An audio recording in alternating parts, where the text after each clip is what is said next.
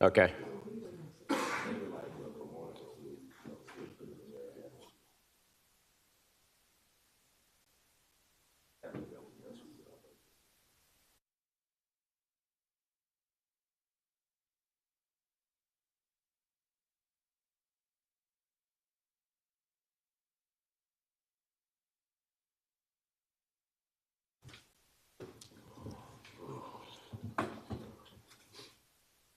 Waiting on Attorney Plunkett.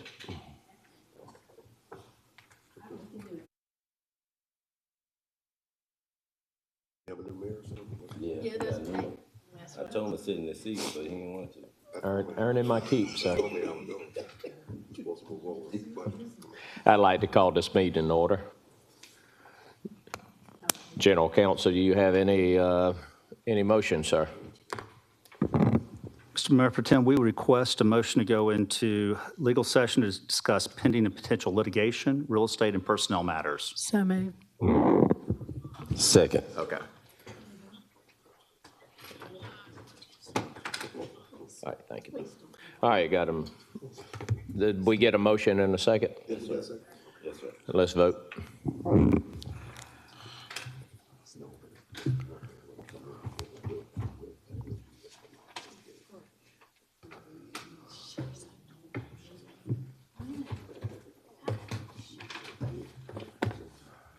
I'd like to, before anybody leaves, I'd like to do a point of privilege, if you don't mind. Madam Clerk, I'm hitting yes, but I'm Mr. Mayor not. Pro Tem, can we get you to vote and then? I'm pushing it, nothing's happening. Nothing's okay, you're voting to go in, I'm assuming? Yes, ma'am. Okay. That motion carries with the Mayor Pro Tem voting, Ms. Pulliam, Ms. Rice, Mr. Mason, Mr. Clark, Mr. Lewis, Ms. Lindak, and Ms. Scott. Not present, Mr. Jordan Johnson, Mr. Brandon Garrett, and Mayor Johnson. Ladies and gentlemen, commissioners, I received a phone call from the mayor in regards to, Mark Newton had reached out to him in regards to the House Bill 581. Mark Newton is willing to push it. He does not want to, what we had, the 3.5 versus the CPI. There's no action that's going to need to be taken from this body, but he's going to move it to 3.2% instead of the 3.5 for the House Bill 581. So I just wanted to let everybody be aware of that. As far as any questions I cannot answer, this was just relayed to me. Yes. All right, executive session, gentlemen and ladies.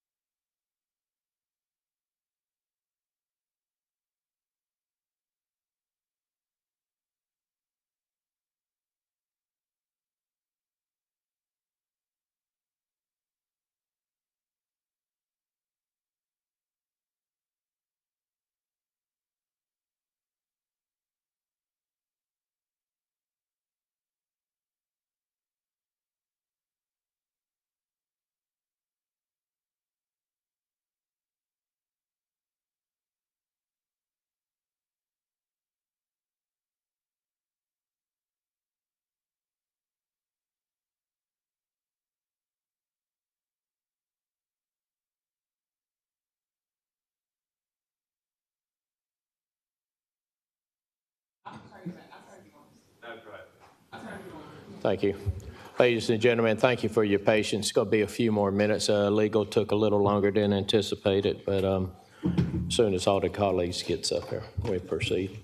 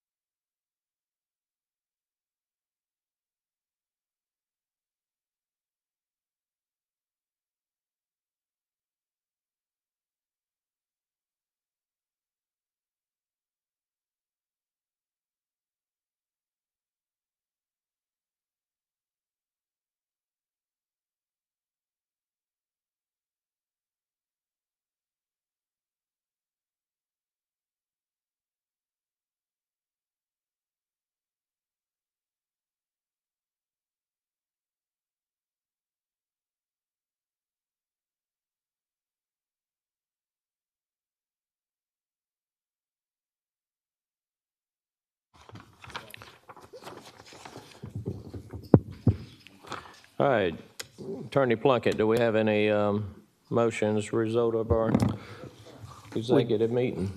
We do, Mr. Mayor. The first motion we request is to authorize a motion to authorize the mayor to execute the closed meeting affidavit. So moved. I got a motion and a second. Let's vote.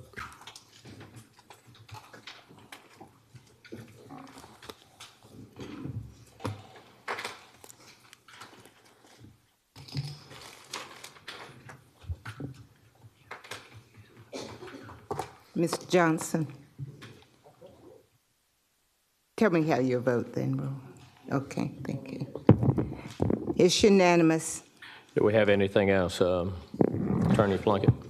Yes, Mr. Mayor Pro Tem, we would request a motion to settle all claims of Essene Kip arising out of a workers' comp claim number 2024-018910 in the amount of $20,000. So moved. Second. Got a motion and a second. Let's vote.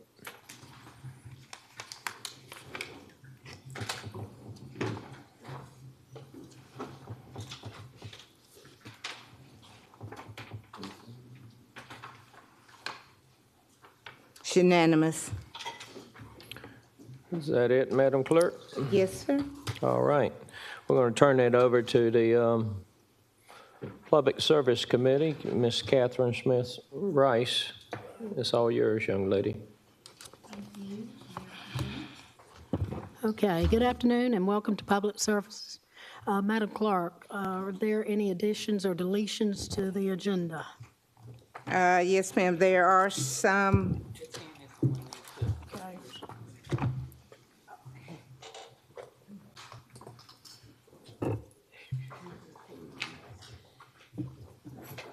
Okay. Oh, gosh. I'm using mine. You heard me? Wasn't it? Mr. Jackson, can you get one? Yeah, I'm gonna need a second. This is for, my word. I guess for George, make sure they get one. What do I, Oh, okay, I'll use mine. Yeah. I guess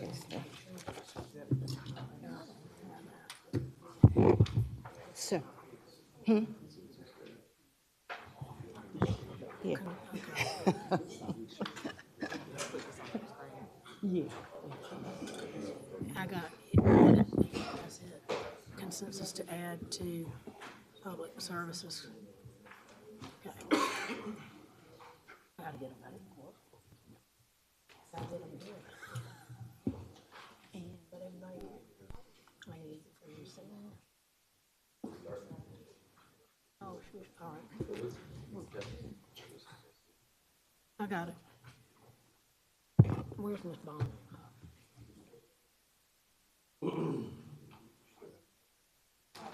I do.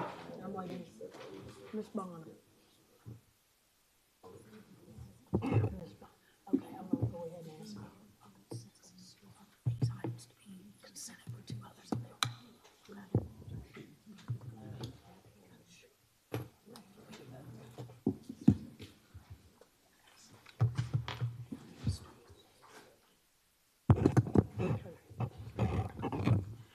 Madam Clerk, Yes, ma'am. I was going to go ahead and see if we can do a consensus to add to this addendum item to the public services agenda. Can I? Yeah. Yes, ma'am. All right. Do. I'm going to go ahead and consent items 1. Are we from your regular agenda now? Yes, ma'am. Okay. Include it all.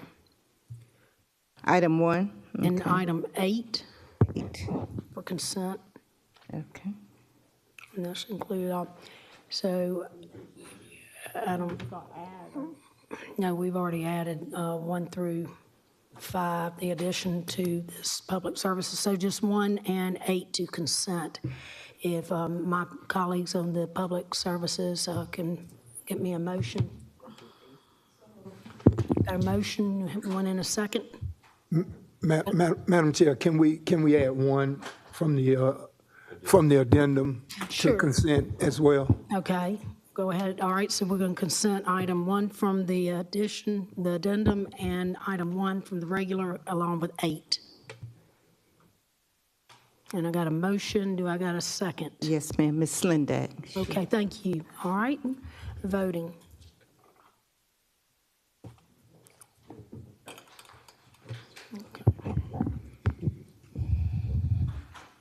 Ms. Scott.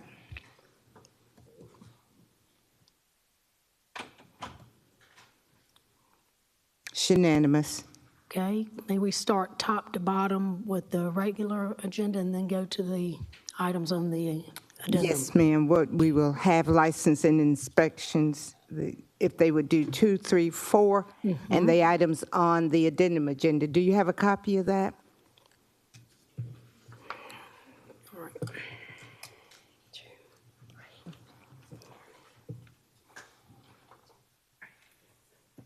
Okay. All right. Good afternoon, Mayor and Commissioners. Today I bring forth to you alcohol number 25-15. It's an existing location, new ownership, retail package beer and wine for Ina and Mula, applicant for Shopper Stop, 1649 Olive Road in District 1, Super District 9. Planning and Development and Sheriff's Office request approval or recommends approval. Are there any objectors to this? Have no objectors. Say your name and your home address. Innaya Yanmala, 5320 Shiloh Woods Drive, Cumming, Georgia, 30040.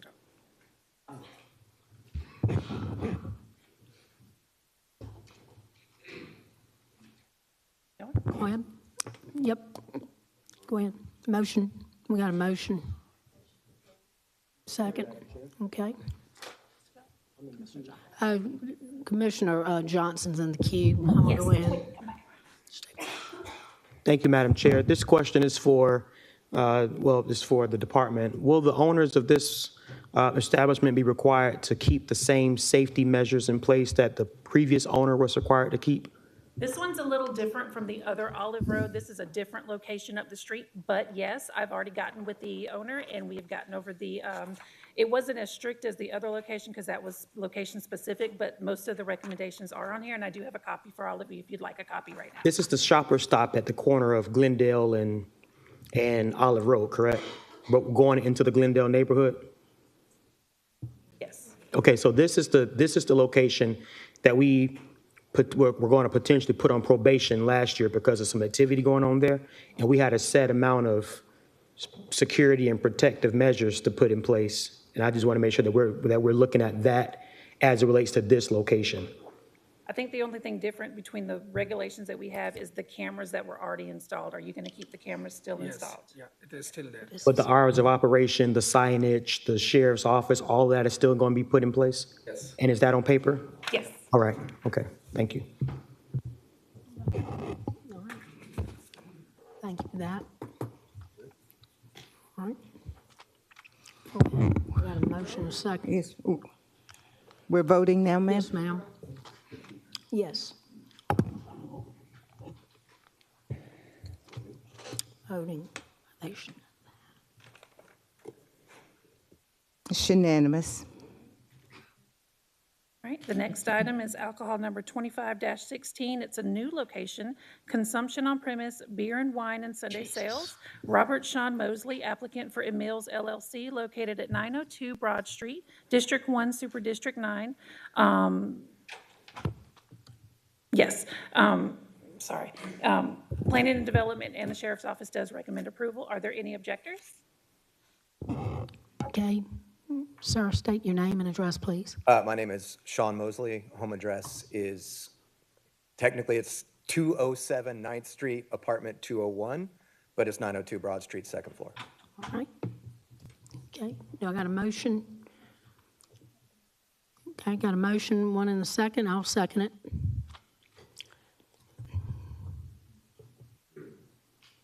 Okay, voting.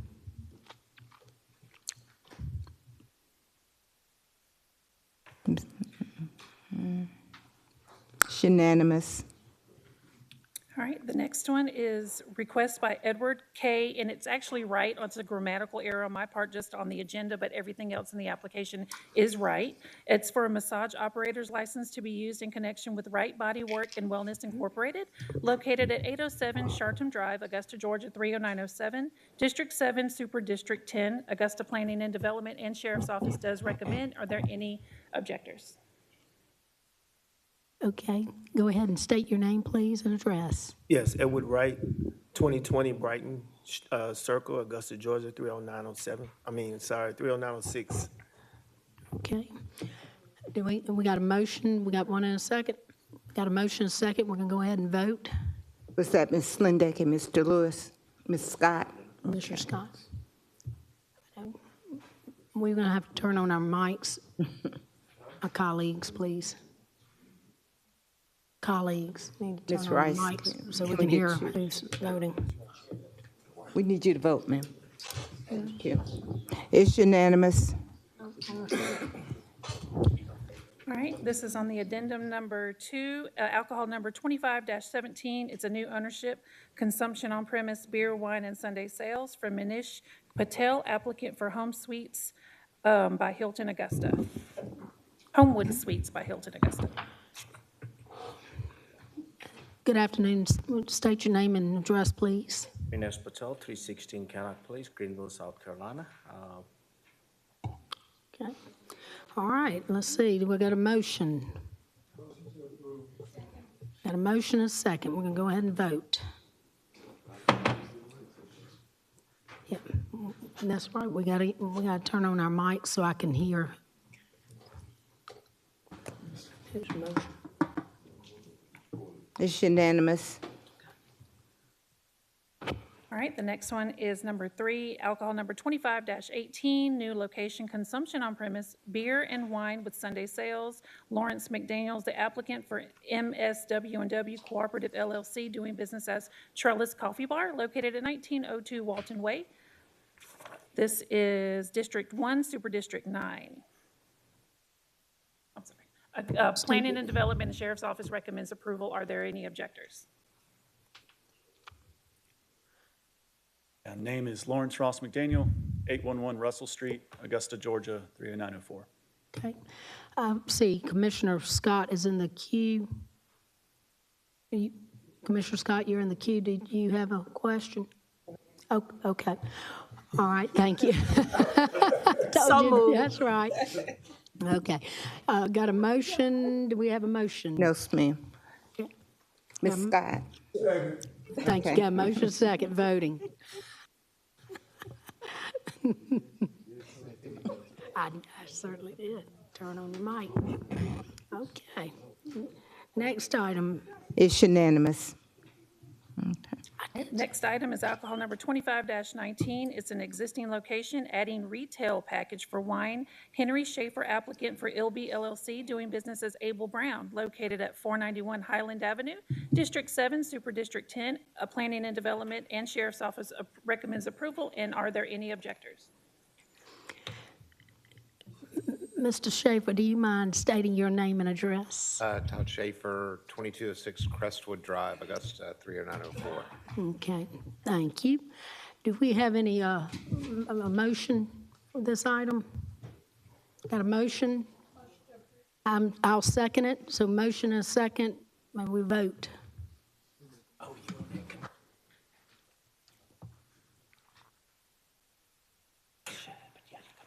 It's unanimous. Okay. Thank you for that. Thank you. Good to see you, Mr. Schaefer. Okay. All right. That takes care of that. Are we headed back to the regular agenda? You want to Yes, conclude your addendum agenda? I'm on hold on and do item number 5. Okay. After we do, on the addendum, after we do our regular agenda items. So Okay. 5 on the regular. Yes, ma'am. Item number 5 is an update on the request for additional funding for the mosquito control program.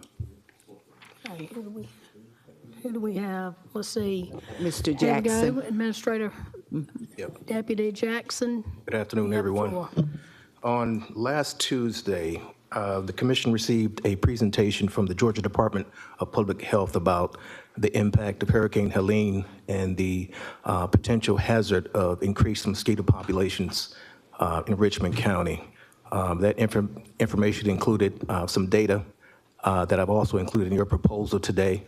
I am going to ask Ms. Donahue, if she's in the audience, to come up and speak, there she is, about the potential impact. Now, I will provide you a budget justification for her ask, and then I'll ask her to elaborate on the potential impact of the increased eggs. But I emailed this information to you on last evening, and you should have it with you today.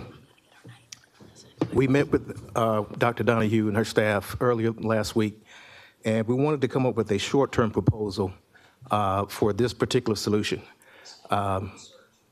It is my belief that I think any long-term outcomes could be determined by the budget cycle for FY26.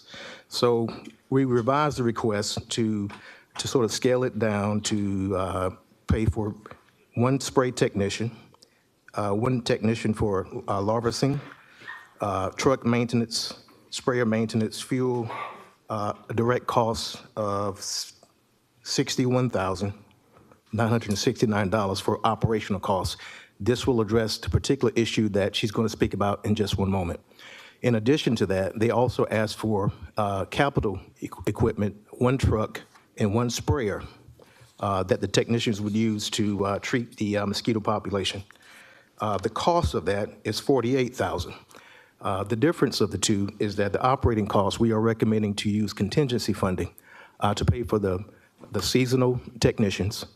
These are part-time seasonal technicians to handle this particular issue. This is not a full-time or permanent staffing.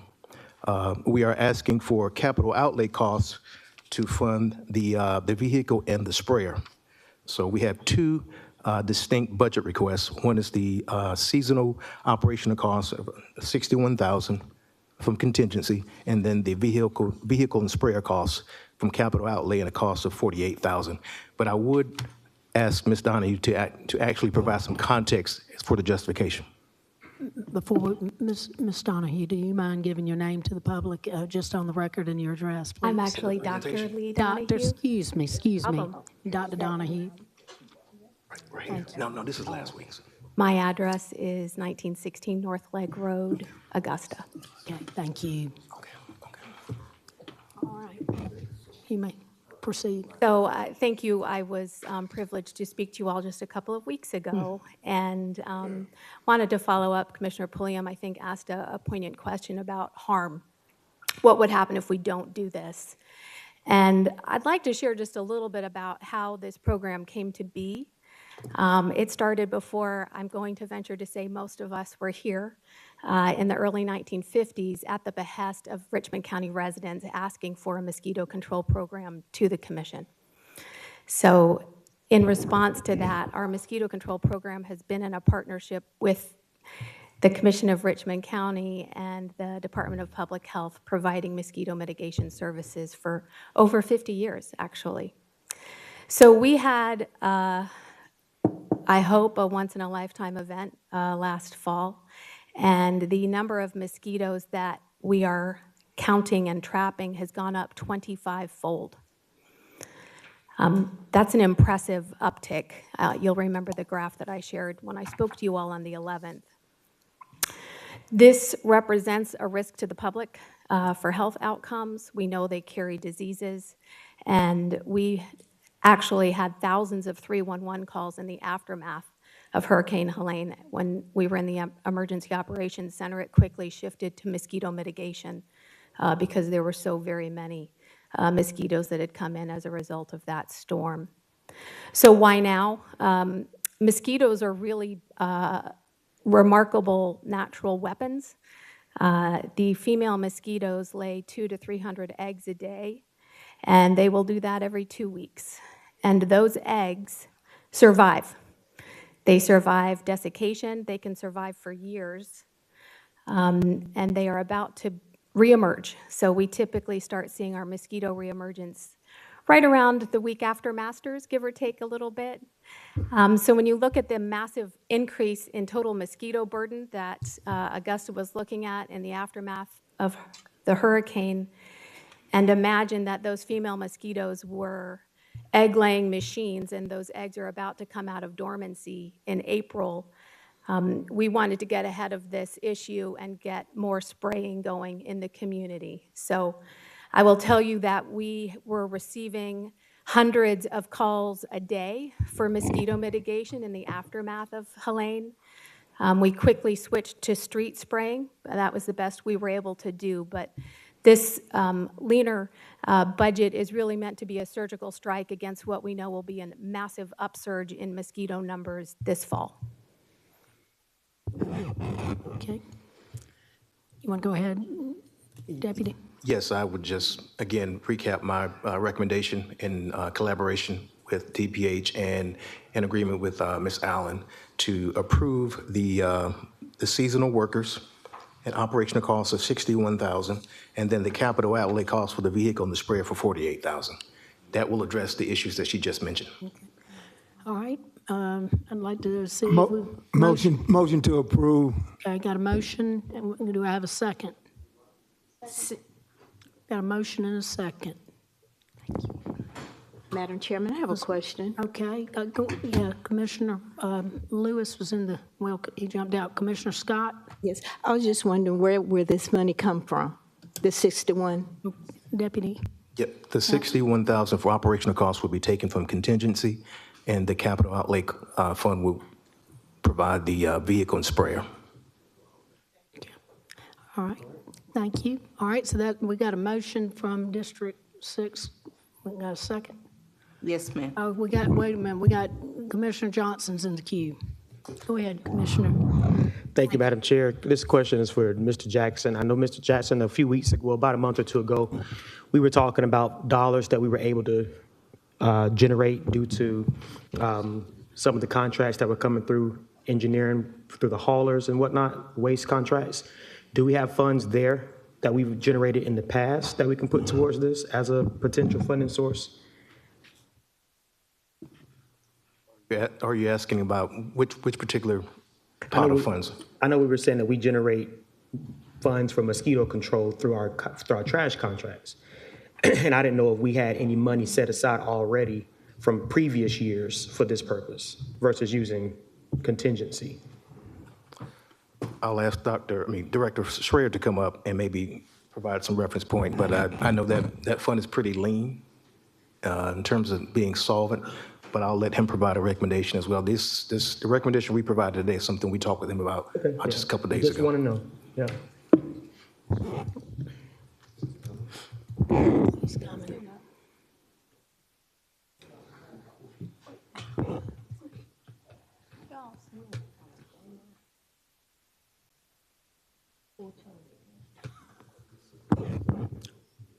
Good afternoon. Good afternoon. Funding from environmental services, that fund is pretty lean, as Charles said, so the recommendation has been to use general fund contingency.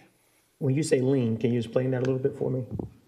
I don't believe that there is a contingency amount in that fund. So all their funds have been allocated to expenses. Okay, and last question, and I'm gonna get out of the queue, is given what we're dealing with Helene and the cleanup efforts, is contingency, are we comfortable using contingency for some of these items that we're bringing forward? Yes, sir, we are. All right. All right, Mr. Jackson, we agree?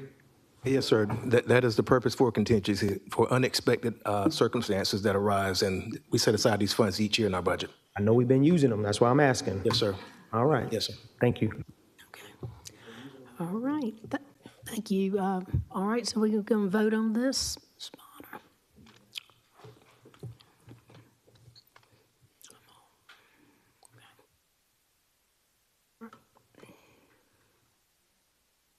Okay, that takes us to item number 6. Ms. Tammy Westbrook to discuss mobile license rules and regulations for businesses. Ms. Tammy Westbrook? Oh.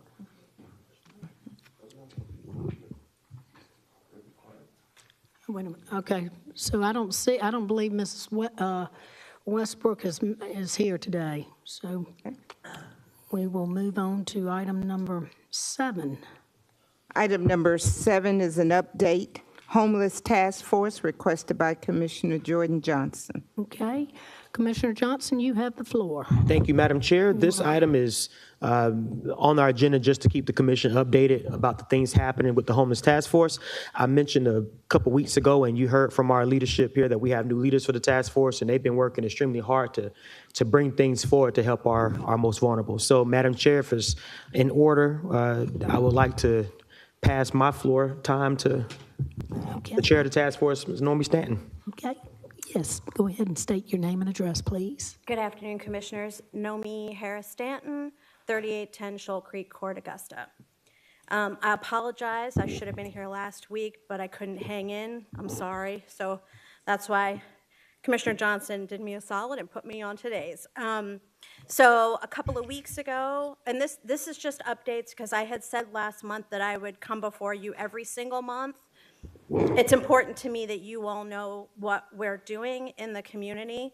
And then that way, if you have any questions, you can hear it from the horse's mouth, and then you'll be able to tell your constituents. 2 weeks ago, we unveiled our mailboxes. The address for those mailboxes is 1235 Green Street. We put in 50 mailboxes.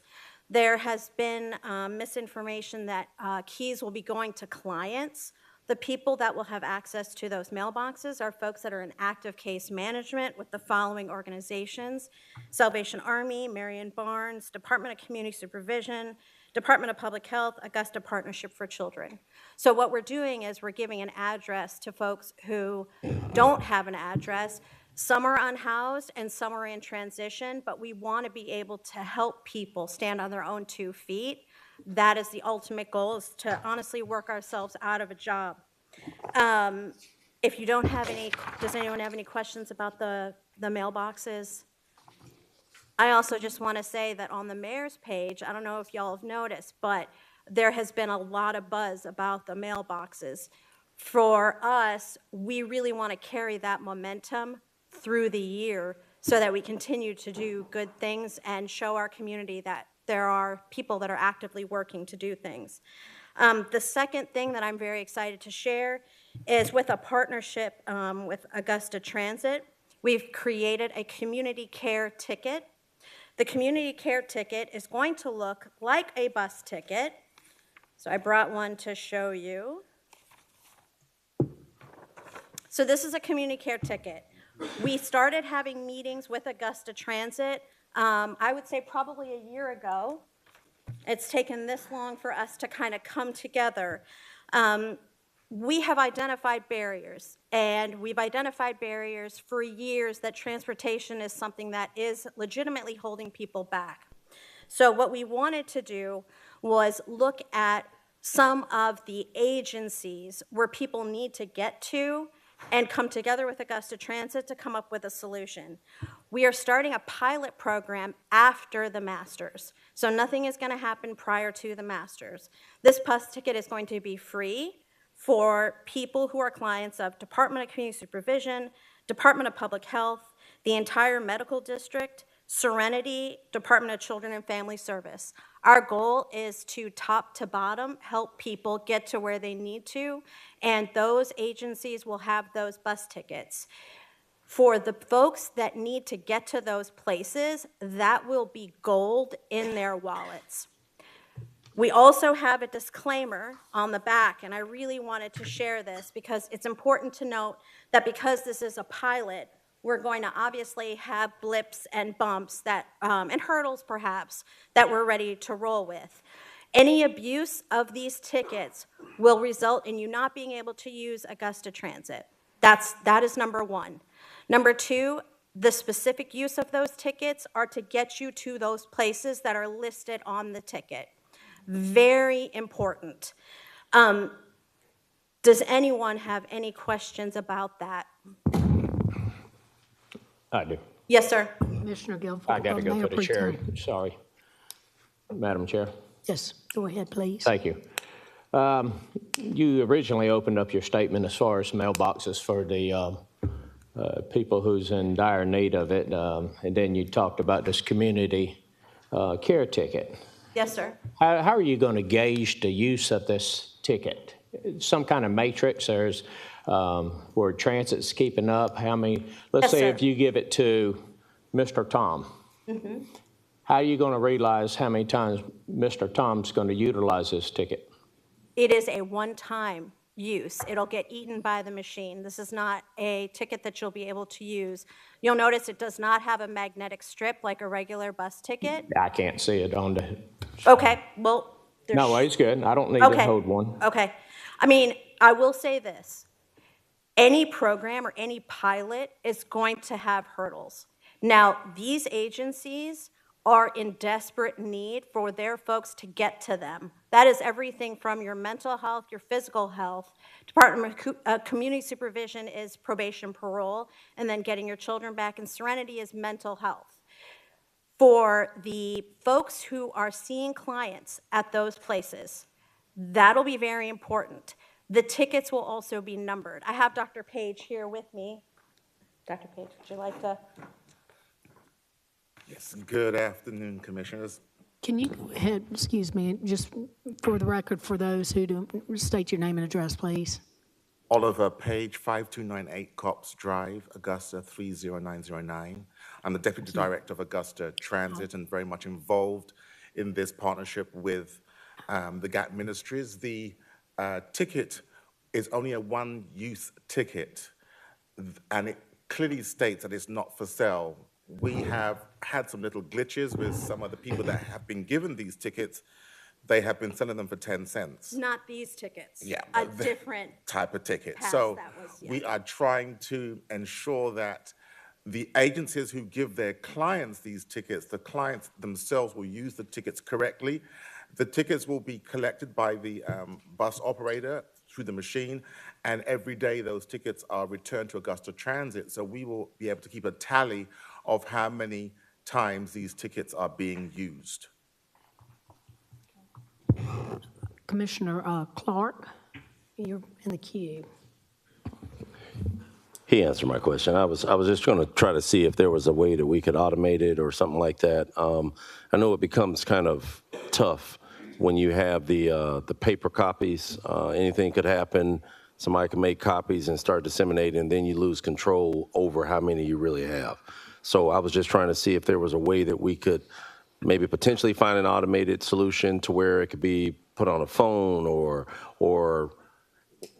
I mean, if they don't have a phone, I got it. But if it's something digital that we could use as a solution, just to be able to track it. Augusta Transit is considering moving forward with electronic fare payment systems. Okay, yeah. But right now, we do not have the technology, and we, of course, need funds to invest in those ticket systems that allow for digital and electronic tickets. Yeah. Last question, Madam Chair, I apologize. I didn't ask you if I could go forward. How many partner organizations do you all have in addition, that are partnering with you on this, that are helping to disseminate these out? I know we've That'll done. come from the task force, so Okay. that you're looking at her. I'll be given a certain number to each of those agencies that I mentioned. When those agencies are through with those tickets, we're going to be able to keep a count of how many they go through. Not all of these agencies need them, but as someone who works in the trenches and gets asked for bus tickets to get to Serenity or Department of Community Supervision, I really feel like we need to try this. Yeah. We just do. Okay. Yeah, I'd be interested to see the metrics on this. I know this is a pilot, and I think trying to come up with as many options to assist folks and bridge those barriers to transportation is important. We're trying to actively find solutions and legitimately put power behind those words of we're going to try.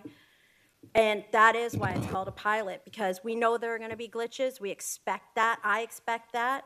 I also know that that some will not be used the way they're supposed to. And in that instant, it is legitimately on the back of the ticket that you will then not be able to use Augusta Transit. Yeah, and I've been on the front line of this before, where we were doing bike programs, we were doing vouchers for Uber and otherwise that we were handing out, but we had funds at that time for that specifically. So just thank you for the efforts. Thank you all for trying to come up with some solutions for sure. Thank you, Madam Chair. Thank you, Commissioner. I'm going to go to Commissioner Pulliam from the second. Thank you. And I'm really going to echo the end of what Commissioner Clark just said. Just thank you so much for your efforts, because it's continuing to bridge the gap for that continuum care service. And that's from a holistic approach, that's exactly what we need. And so I see what you all are doing. It's much appreciated. And as more organizations jump on board, including our local government, it's going to definitely make a difference. So thank you, you and your team. Commissioner Johnson? Yes, ma'am. I'm not going to echo. I told Nomi every day I love her. Just wanted to see if we could recognize Luke Nade, who is the chair-elect, if he had something he wanted to share as well. We have one more thing, and then he's up. Well, Madam Chair, I turn it back to you then. The other thing that we are doing, because we're legitimately thinking of how we can best create future leaders in our community, we are partnering with the Boys and Girls Club with a TLC program. So we are creating a teen homeless task force so that the teens in our community are going to be able to own this. And what we're hoping is, so TLC stands for Think, Learn, Create, Change. And so every single month, they will be doing field trips to learn more about how we are helping our most vulnerable in whatever that means food insecurity, transportation, mental health. And I would love if any of you would like to speak to them and be a part of that, because I need them to aspire to legitimately be you and shoot for the stars. And that's the whole point, is for them to be able to see every kind of person that's a leader in our community. And this actually came from them as a part of Courageous Conversations, where they involved the teens in actual real issues. And the questions that they were asking were so just awesome. I knew that this was something that they would really benefit from. So I think that taking Homeless Task Force, the adults, but then under us, another umbrella with the Boys and Girls Club, I think will be pretty outstanding. So if any of you want to be a part of that, I would absolutely love that. And now, Luke. I'm also, before Luke speaks, I've got two commissioners in the queue that I might want to address you. Mayor Pro Tem Guilfoyle. Thank you. Ma'am, with the Homeless Task Force, what is the mission statement of it, that entity? What is our mission statement?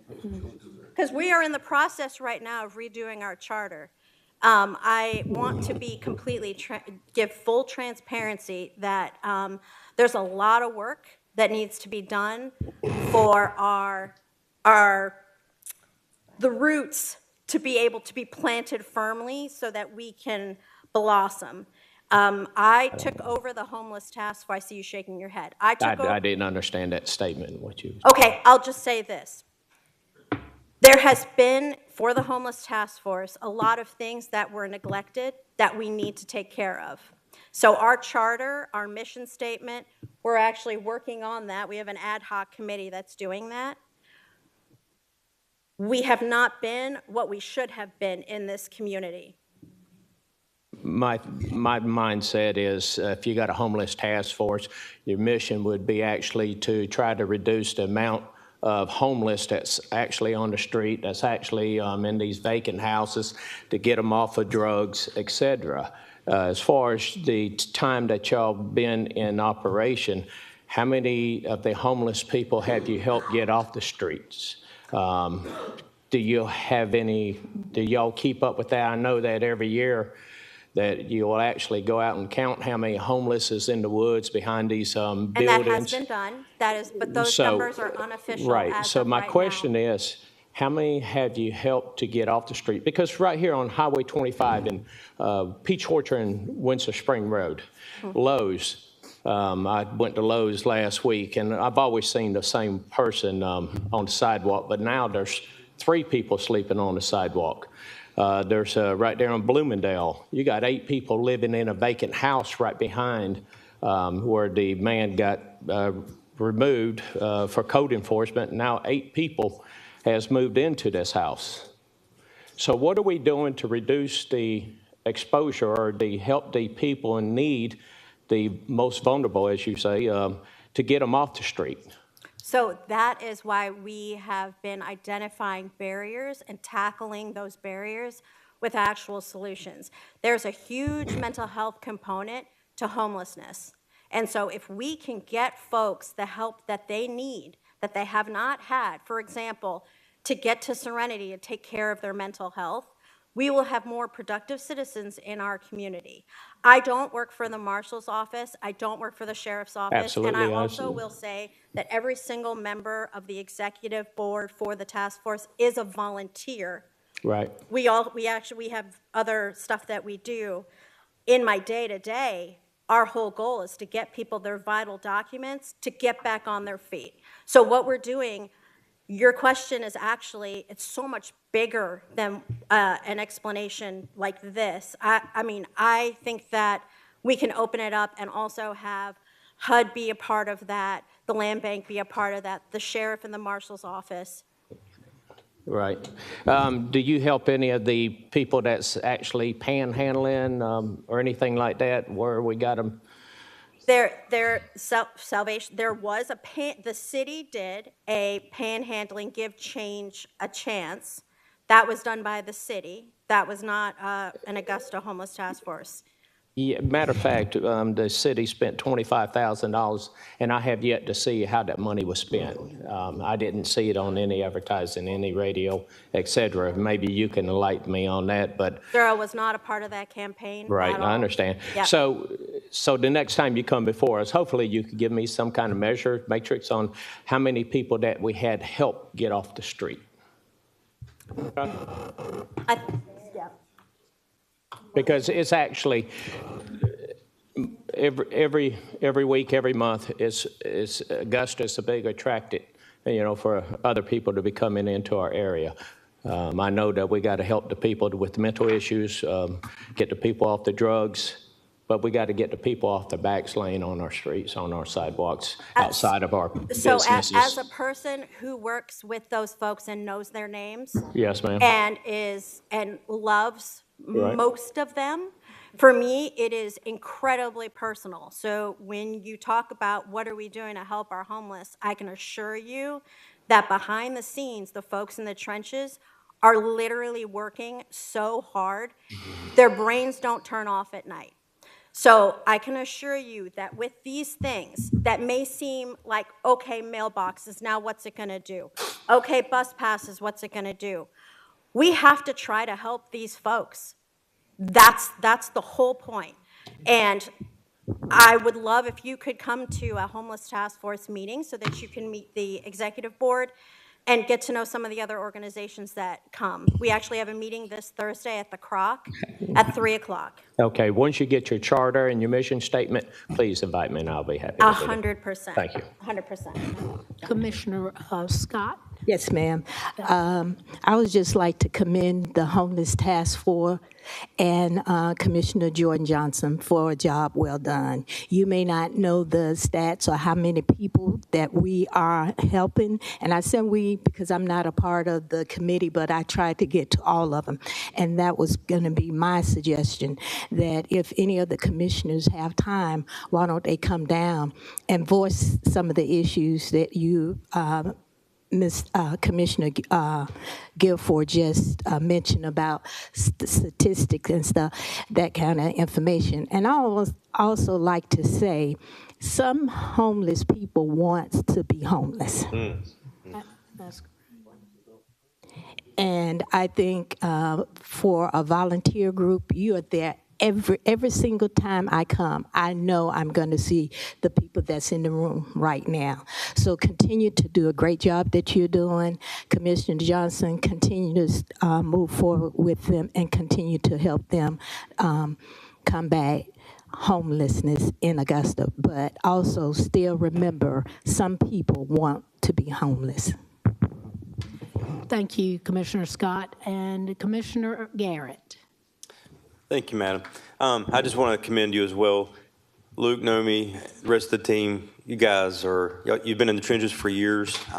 I've seen the work that you have done, and I appreciate it. I appreciate the heart that you show towards the vulnerable in our society, and just keep at it. You guys are making progress. I mean, it's visible progress, and so we appreciate it. Everything starts with a step, and that's what we're trying to do, and we acknowledge everything. I see it when I drive home, but I also see it when I roll up to my office every morning. So it's incredibly personal to me, and that's what motivates me. So thank you all. Thank you. Commissioner Johnson. Thank you, Madam Chair. I want to address the Mayor Pro Tem. Back in 2022, I believe you were on the commission at that time, the commission approved a strategic plan with the mission statement, the value sets, and the points that the commission, that the Homeless Task Force would follow to make sure that homelessness is addressed in Augusta, Richmond County. I'm gonna read you that vision and that mission statement briefly. The mission of the Homeless Task Force is to lead a coordinated community effort in the Augusta-Richmond County focused on the implementation of processes that end homelessness in our area. I will get Mr. Jackson, if you could, sir, to send that strategic plan back to the full commission, just in case we, lost it in email. But it was passed in 2022. It's a 30-something page document, and it lays out the strategies and the actual plan that the task force has been following. Yes, sir. Thank you. Okay, thank you, Commissioner Johnson. I'm going to go ahead and acknowledge I was going to let you speak if you would like to. 2 minutes of your time, please. With your name and address again. I didn't Luke catch. Nade, 502 Salterton Way, Augusta, Georgia. And I just want to reiterate some of the things. We finished the pit count. We have just over 1,100 homeless people within our city that was counted. There were probably more than that were not counted. But as we began, so me and Nomi started our executive journey about 2 months ago. In January, we were elected by the Homeless Task Force to serve in this position. Since then, my first job was to complete a SWOT analysis. I went and met with all of our experts in the fields where they were at and the committees that are set aside, a part of the Homeless Task Force, and asked the questions: what are the biggest needs? What are the biggest threats we have? What are the opportunities we have? And what are the weaknesses and strengths that we have going on? What I found out is the biggest thing we're facing is about 1,000 to 2,000 unit gap in housing, in affordable housing. This is many of our homeless people are on Social Security. They're getting a check for $941 a month. You can't afford an $800 one-bedroom apartment in Augusta, Georgia for $941 a month for your total income. So we're working to try to figure out how do we get solutions to get these people off the street. That includes affordable housing for them. So working in that direction. The second issue that came up is transportation. How do I get from my work? 400 people that are homeless in our city also have jobs. How do they get back and forth to work when they're homeless? How do they get to their places? Another 400 of them have mental health challenges that are going on. But if you want a mental health screening in Augusta and you're homeless, you got to get on a bus and be at Serenity by 7:30 to get your appointment going. That doesn't work for most of our people. So we have to work on systems that can help us get transportation to get people where they need to get the help they need to be. I can say from personal experience, like I've worked with guys who, when they're on their medication, they can work and be productive citizens and pay taxes in our community. When they're not getting the mental health that they need, they're on the streets, they're drinking alcohol, they're smoking dope, they're doing all those kind of things that we would not want them to be doing in our city. So we've got to give them the mental health that they need. That's what she's talking about with the transportation tickets. The third thing that we realize is we need mental health, a mental health plan. So we work with our mental health experts from Serenity, from other mental health people in town, and said, we're going to put together a crisis prevention system. So like, we're going to work. So what do you do if you find a person who's in a mental health crisis right now? We don't have a plan. Our sheriff's office, they don't know what to do. We're working with Wellstar. We had 2 people in the first month when we were doing the pit count that we took them to Wellstar. The Richmond County Sheriff's Office took them to Wellstar. Within 30 minutes, they were on the ground crawling back to the Salvation Army. That's unacceptable in our city. We've got to have a crisis prevention plan for those who are having mental health crises in our city. We're working on that plan. We're putting together a mental health map that will be passed out to all of our first responders so that when they run across somebody who has a mental health issue going on, that they know who are the providers in our city to provide that help that's going on. So we're working on those things because we find those to be the biggest issues that are going on. And for the first time last Thursday, we held a meeting with all 3 shelters. So we have 3 shelters that provide services to homeless people in our city. At no time in the history of Augusta, Georgia, has all 3 of those shelters sit down at the same table until last Thursday. So we're working to get people together to say, together in Augusta, we can be unified. We can work together across party lines, across social barriers, across racial lines. We can work together, and we have the resources that are here that are necessary if we will work together.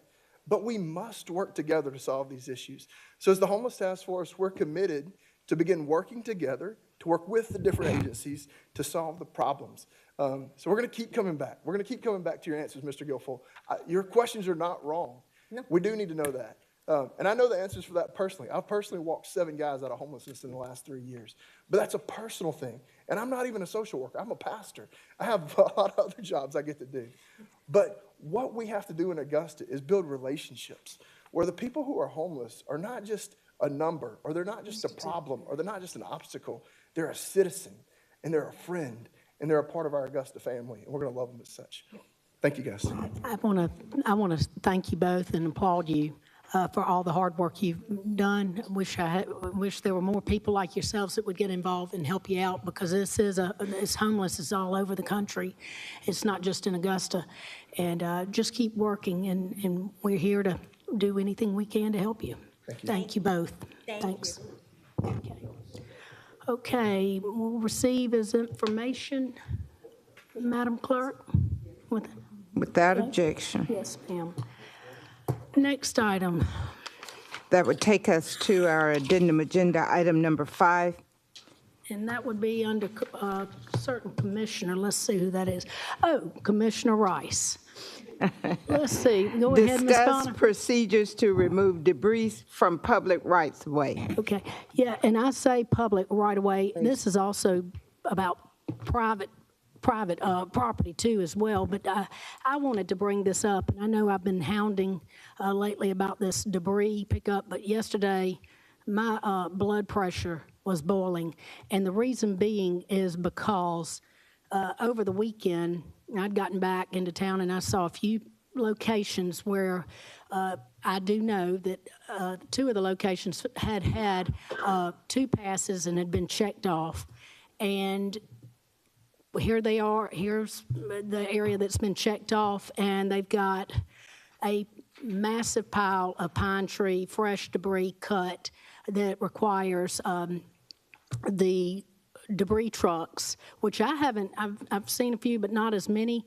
And it's unfortunate that we have districts that have been checked off, supposedly been 2 passes, but then we got other districts that haven't had both passes yet and are waiting to get debris, and it just is frustrating. And I'm here today to ask. I've got a few questions, and I've got Steve Cassell, who was talking to me yesterday several times and could tell I was frustrated. But how are we going to deal with this ongoing additional debris? I've got this. How are we going to address it? What kind of, are we going to start fining people, or, for the public personal home addresses where they're out there, and they should know it. I don't know how else we can get the message out to these folks. But, I know it's Masters Week coming up, and that's another thing. It frustrates me when you get calls and say, oh, my house got skipped. Well, it could have gotten skipped, but 2, I ride by, and I do a ride by in District 3, and Steve, you know that. You ride through there too. And even in District 7 and a few District 1, but you'll see debris that's been picked up after they've had 2 passes, and then they have, certain homes will have more debris out there, even after they've been picked up gone through twice. So how are we going to do this moving forward as a county? What are we going to do? Yeah, it's been an ongoing discussion. The other issue we have is commercial debris, which is ineligible. I'm going to say this. Steve, you and I are on a first-name basis, but for those out in the public and on live stream, can you state your name and address? Oh, yes, I'm sorry. Miss Bonner, you should ask for that, right? she usually catches me on that. Steve Castle, 1557 Broad Street, Augusta, Georgia. Thank you. Yes, ma'am. And I've been in discussion with all of y'all about the debris that's been done. The bane of my life. I live. It's in my dreams at this point.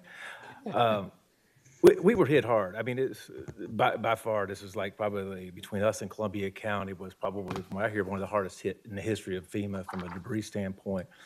And we've got a lot of nooks and crannies, narrow streets. I mean, there's streets I found out just from getting phone calls that are public roads. One of them was Bussy Road today. That was one. So yeah, I got yes, that one too. Thank you. It looks like a gravel driveway, but it is definitely a public street, and we're going to put that on our punch list. And so when we started this on October 6th, the goal was, hey, we'll go, we're going to hit this thing hard in the hardest hit areas, which, if I didn't do my presentation the other day, which was up, a lot of it was a portion of District 8. Each district had an area. There were 13 precincts that actually accounted for 50% of the debris.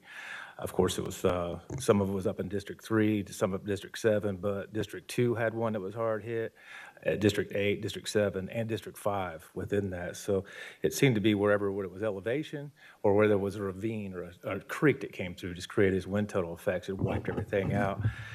With that said, people continue to bring stuff out because there's still debris out there. You know, I mean, the whole thing was to try to get this thing addressed and get into the right of ways.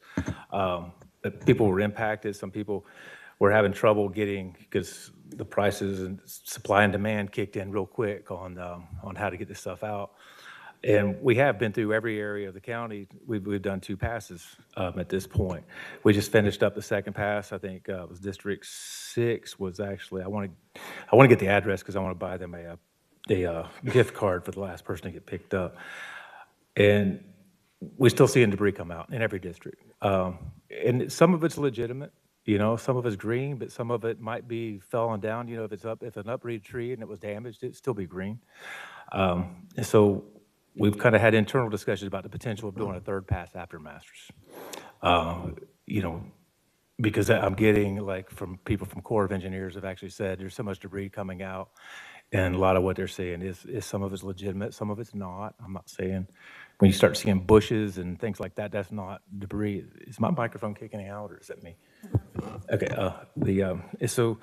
So we're looking at the potential of when they return, because we still have private property debris removal and some other programs we're doing. But the areas surrounding the event coming up next week, you know, I can't guarantee everything over there is going to be picked up. I'm just going to be honest. There's a lot coming out in areas, and places like Wheeler Road and Walton Way. It's a little bit frustrating when this massive amount of debris comes out and you don't know about it till it's hit the street. And so we're working towards the more visible areas, as well as what we've missed. I mean, we've missed places like the Bussy Road, and they should be the top priority, in my opinion. We've had up to 50, 60 trucks here. Now we're down to about 20. So our ability to address large-scale stuff is diminishing, considering we still have parks and hotspots. So they will be, due to hotel availability, the large contract will be gone come March 30th, and they won't return until about the 20th, I think, of April after the Masters, because of the availability of hotels. So it's something that we've discussed that we need some guidance on, especially on these larger corridors and these commercial districts, because we've had a lot of illegal dumping. And I will say is that if the surrounding counties start removing, stop picking up, we might start seeing their stuff come over here. So Don't tell me that. well, I'll tell you what I saw during the ice storm. Okay, you know, at some point we got to start paying attention. Was that see something, say something?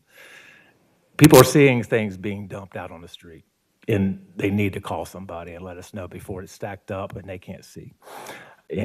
But the frustration of that is because of our goal to finish this thing up. But you know, it's as I look at the aerial photographs from January 17th, there is some debris out there. Now, people need to also realize is that if you wouldn't be doing it if FEMA wasn't here, you shouldn't be doing it now. You know, because that's really what they're. So their goal FEMA's is. basically done with us, correct? No, we did get an extension through the state for some of the reimbursement. You know, but you know it will diminish over time. You know, they're not going to stay here forever. They're not going to allow us to keep doing this forever. At some point, they're going to expect us to get a handle on this and start enforcing illegal dumping. And that's exactly what I'm trying to say, is that we need to get a handle on this, or task our administrator and y'all get together and come back with some kind of procedure policy in place so that we've got to at some point stop this, or this can keep going on next year. And we got to put our foot down and stop it. People can't keep cutting. And right now, and that's what we've been discussing, is the legitimacy of the debris and the potential for a third pass may be justified. I've heard it from several sources, and that's sort of where my recommendation is leading. I'm not saying that's what we're doing. So before people start dragging things out today and dumping it on the main roads, and I think it's something that the body needs to decide, because it is a burden on our citizens. And as we get into mosquito time, and we're having wildfires and things like that. But you know, if you have a 2-acre property and you decide you want to pick up the whole perimeter, I'm not sure that's appropriate. You wouldn't do it if it was a windstorm during the summertime and there was no FEMA. Well, some of these trees that are up and that are still alive, but yet people are in fear, and they're now cutting down several months later, they're going to be really regretting it, I would say, when it gets 104 degrees this summer and we're lacking trees. Right. But that's up to the individual and the private owner. But I would like to somehow another task the administrator's office or do something and get you folks together. Yes, we're and working let's on it get right a policy or something in place so that we are all on the same page, and so that the citizens of Augusta, they know that, hey, this is where Augusta is, and this is exactly what we're doing moving forward, and at some point it stops and we're done. Right. It's also worth noting that the impacts of this storm are it's going to go on for years. And I think my biggest fear is coming true right now is the leaves are coming back on the trees. So they're going to start catching more wind. So trees that may have heaved and didn't fall down, is every time we have something happen, you'll see a new leaning tree. You'll even see a new falling tree. So, I mean, I think people need to be cognizant of those things because it's still dangerous out there. I mean, for lack of a better term. And that's what was the worst time is when the leaves come back.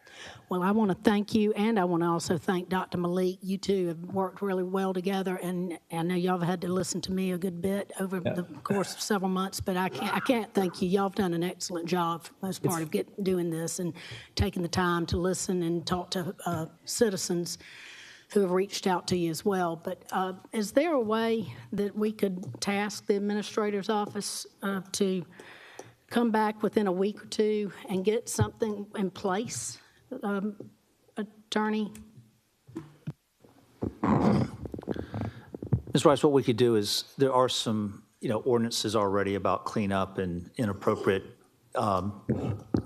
leaving on the right-of-ways and stuff like that, and some fines and things, how it could be, Augusta has an option but not the obligation to remove it, and then those costs would be assessed basically like taxes.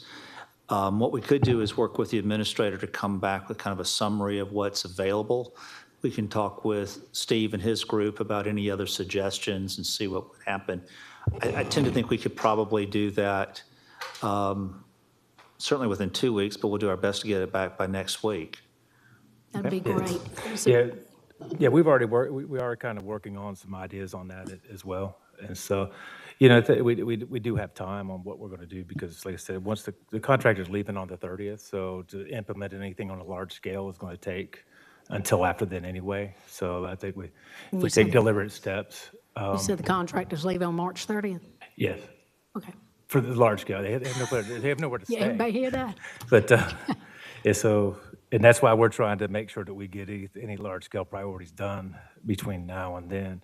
Knowing that we're coming back with other programs that we have to do. I mean, if it was a big event, there's no doubt about it, and I don't want to leave anybody stuck, but I think we can come up with a plan.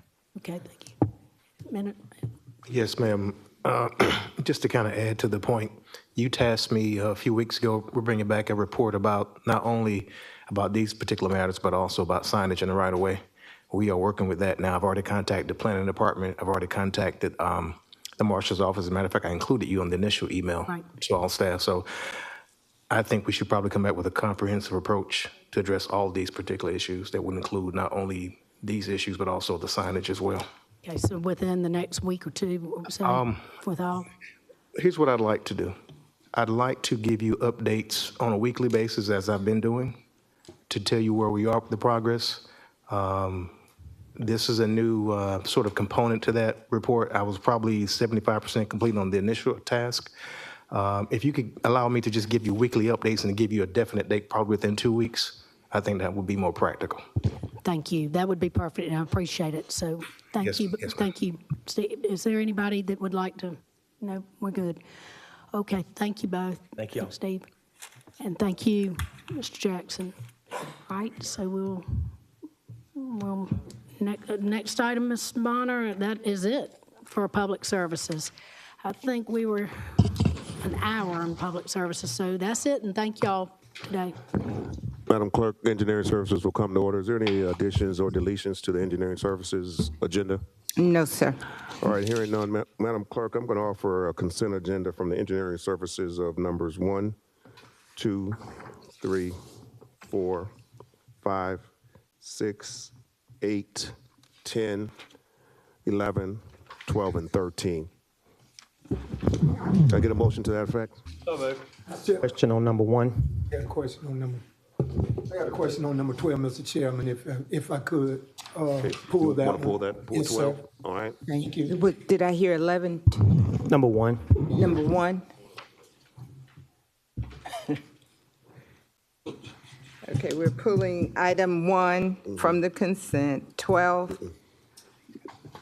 It's not my issue. It's not my issue. Yes. okay. He'll be second. All right, Madam Clerk. Let's go ahead and vote on that consent Well, we agenda. need a motion. Did we get a motion? Motion and second? Second. Mr. Guilfoyle and Mr. Clark? All right, we got a motion and second. Is there any further discussion? Let's vote by the usual sign.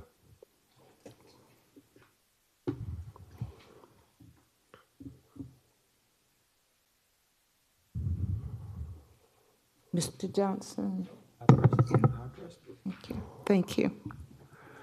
It's unanimous. Oh, thank you, Madam Clerk. Madam Clerk, we're going to go in the order that I designate here. First of all, I want to go straight to number 9 first. 9, and foremost. okay.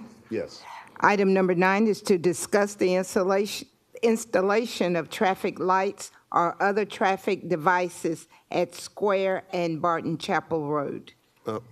Squire. Squire, yes. Thank you, Madam Clerk. And I brought this on, this is a very, very busy intersection here that is off of Barton Chapel. There is a community, Barton Chapel Estates, that sits off inside of Barton Chapel. There are right now 2 exits that you can exit from, which would be, for those that know, Friar Court, and then Squire. That's Squire, Esquire, whatever you want to call it, whatever name you want to give to it. But the Friar Court, either way you exit out. If you exit out off Friar, and you need to still make that left, within not even a quarter of a block, you're going to run into a red light that's at the corner of Glen Hills Middle, or the corner of Glen Hills and Barton Chapel, which takes you to Glen Hills Middle, Glen Hills High School, Glen Hills Elementary. The point that I'm trying to make is the traffic is so heavy. If you had to make that left there, it would be awfully difficult to do. But there is at least a light there that may give you an opportunity for someone to be nice enough to allow you to go through. But when the traffic is so heavy, especially in the mornings or late in the afternoons, that doesn't happen. So the other exit, the Squire at Barton Chapel Road, it's about 2 blocks, maybe 3, past the lights of Glen Hills Middle, and then or Glen Hills Drive, and then the next light is up at Old McDuffie. Trying to get out of there to the left is even worse than trying to go out Friar, because there is no light there that will stop you. So the traffic is continuous. We have a number of folks here from Barton Chapel Estates that are here to give some information in reference to that. I think we have probably one of them will speak here in a moment.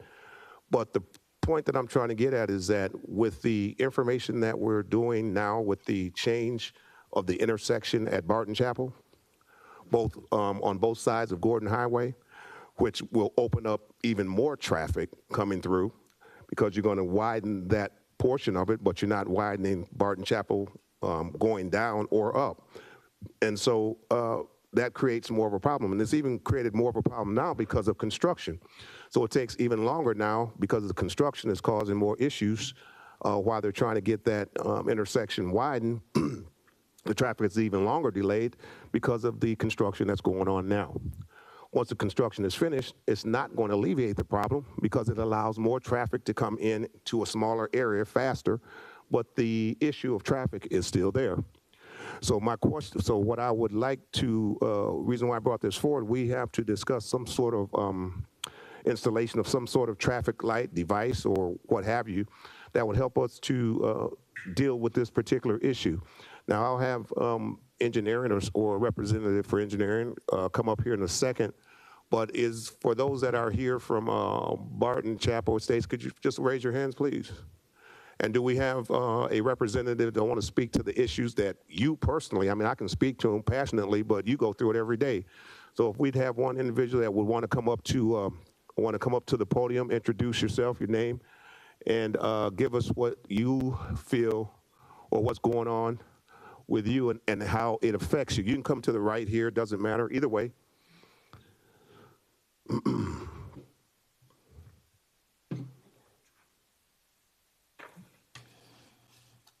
Okay. Yes, ma'am. Would you Thank you. just give your name and address for the record, please? Okay, I'm Barbara Pulliam. I live at 2418 Friar Court. And I think this is our third time trying to solve this problem. When I moved there, maybe 51 years ago, it was in the country. And it has changed tremendously. That road is like an expressway.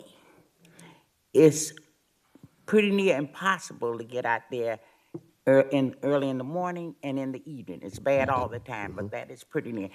And I weighed so heavily on me. My husband was ill. I had to get this medicine. Doctor said, get it in him in an hour. And I went to get out there, and I just started crying. Someone thought I was sick. I couldn't believe I could not get out. Our area is small. It's Barton Chapel Hills. There's no back way.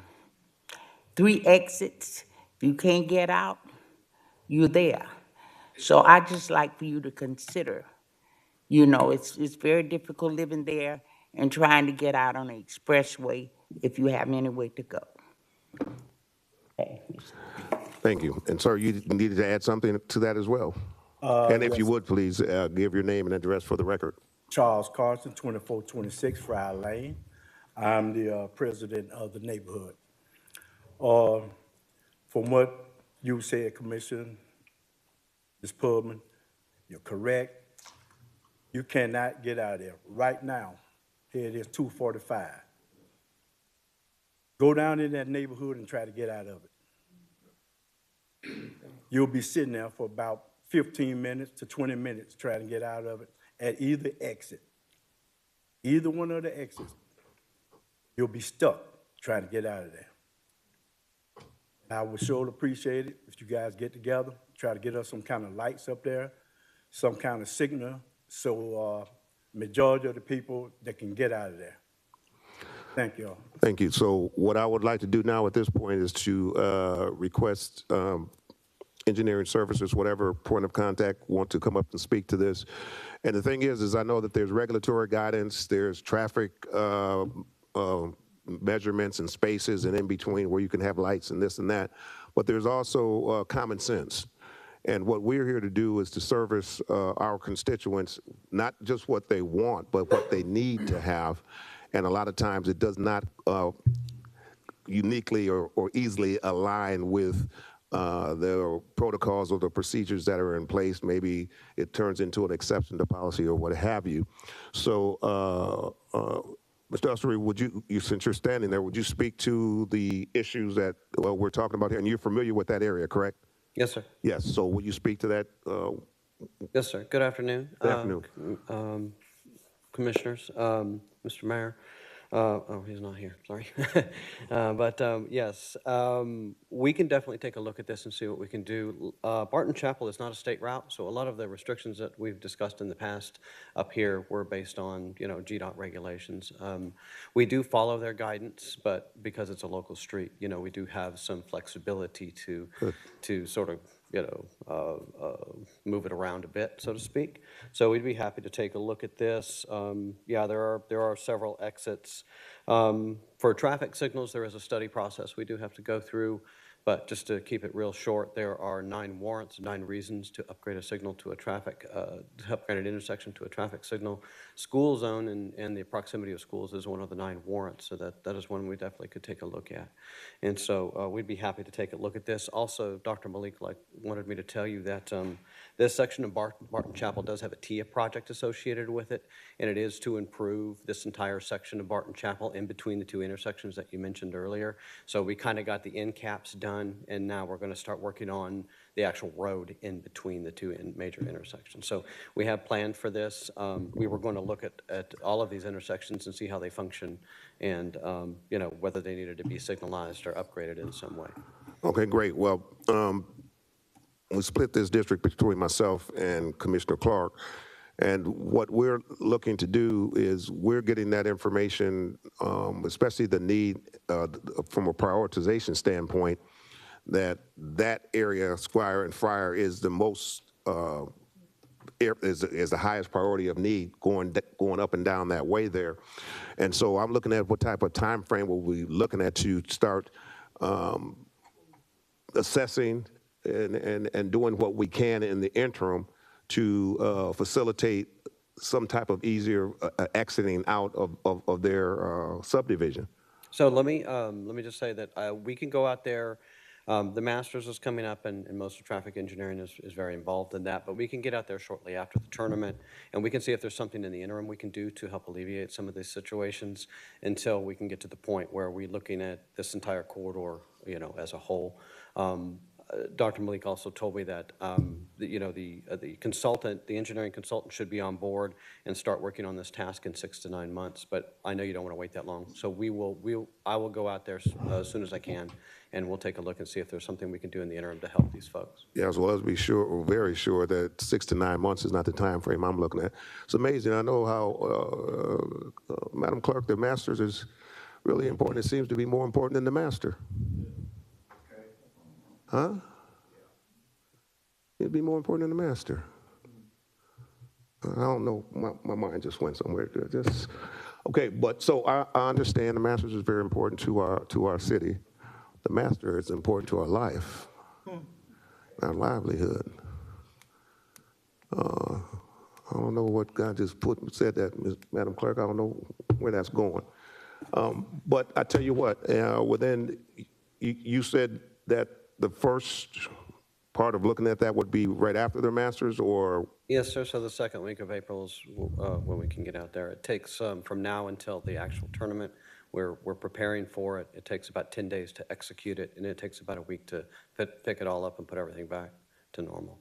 All right. Well, keep me informed. It looks like before the end of April, we should have some sort of idea of where we're going. Yes, sir. Roger that. Thank you. You're welcome. Commissioner Scott. Yes, sir. Commissioner Mason, I believe it was a year and a half ago that you and I met with our engineering director, and something was supposed to have been put in place with the TIA projects. With the my concern was no lighting. Yes, ma'am. So here we are now, almost 2 years and 6 to 9 months. Amen. Lighting was supposed to be part of that, yes. And sidewalks. Right. Commissioner Smith-Rice. Yes, real quickly, thank you, Commissioner Mason. Does this TIA project also on Gordon Highway, Barton Chapel Gordon Highway, because your district and District 5, that's that area where we go to the Eisenhower, but you and I have talked about it, but does that include the Haynes Station traffic light too, going on down Gordon Highway with that TIA? Does that TIA project? That project is already underway, Okay. and that was separate from the TIA project. Okay, so that's this one, all right. I just wanted to check to see if it was part of that project as well, going down Gordon Highway. No, we just had the pre-construction meeting for the Haynes Station traffic signal on Gordon Highway, and a notice to proceed was given at that meeting, and they have, I think the start date is the 25th of April, sorry. Perfect. Thank you so much. I will have some information for the president by the end of April in terms of update of where we are, where we're going, and yeah, that's what we're looking at because of the Masters. Well, I mean, if the Masters is, well, I mean, that's, yes, sir. So is there, Commissioner Guilfoyle, because I'm getting ready to. I'm ready to put a motion. So let's go ahead. You had a motion, Commissioner Guilfoyle? Yep. Madam Clerk, would you put this on the update of the installation traffic circle and traffic device at Squire and Barton Chapel Road? The third week of April, so that'll be right at the end of April, and that should give enough time, Mr. Ursher. All right. I got a motion. Is there a second? Second. Got a motion, second. Is there any further discussion? And Ms. Pulliam, it's great to see you. It is great to see you, Ms. Boyd. Hearing none, commissioners vote by the usual sign.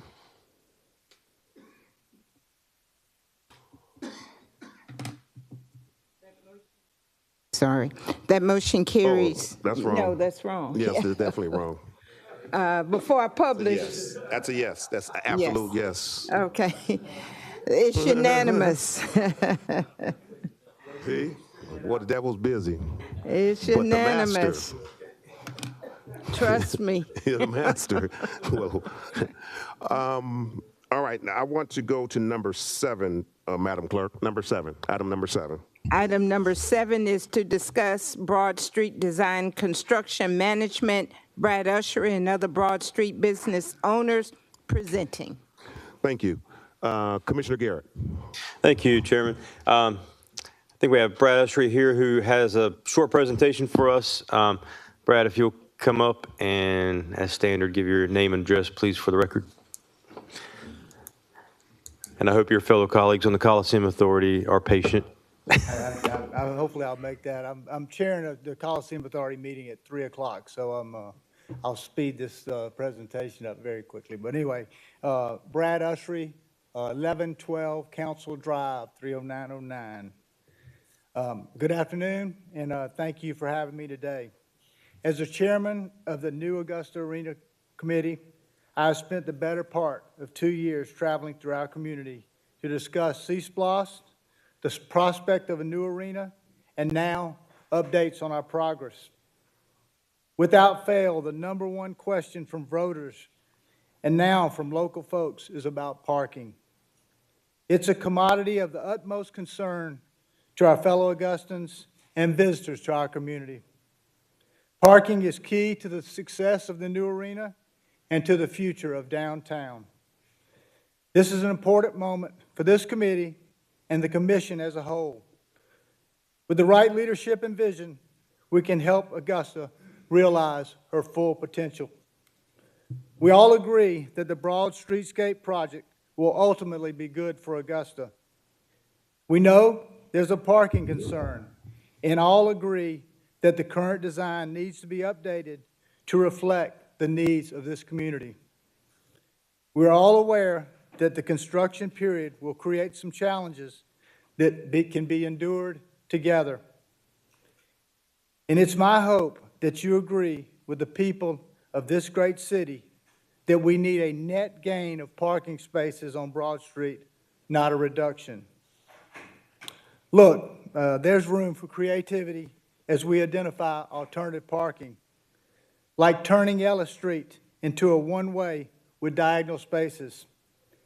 And there's certainly a need for management of this project, a third party to review design, oversee construction, and communicate with the stakeholders. So the result is something that makes taxpayers, patrons, and business owners proud. We have a large group of businesses and property owners who are concerned, even scared, about this project and the impact it may have on commerce, growth, and the quality of life. So let's come up with a workable plan forward. Further, let's communicate regularly. Whether it's a bi-weekly email, text chain, or meeting, let's keep the information flowing both ways so Augusta emerges better for it. There's no doubt that all eyes are on this committee with the members of the media in attendance. Let's show this community that we can get along and work together for the greater good. This isn't a time for controversy or division. Let's unify and thrive together. I want to thank you again for your time. I look forward to hearing from this committee soon, and will communicate your feedback to the business community and the media accordingly. And I really appreciate your time and being able to come up here. Thank you, Mr. Ushery. Mayor Pro Tem Guilfoyle. Thank you, Mr. Chairman. This question is for Malik or Mr. Ushery, the one who's overseeing the downtown project.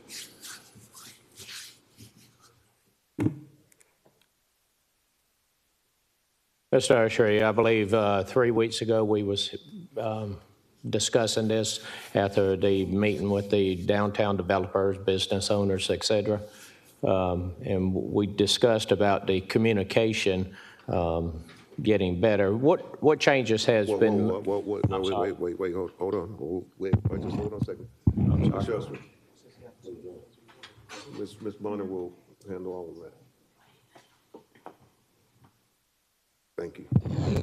Go ahead.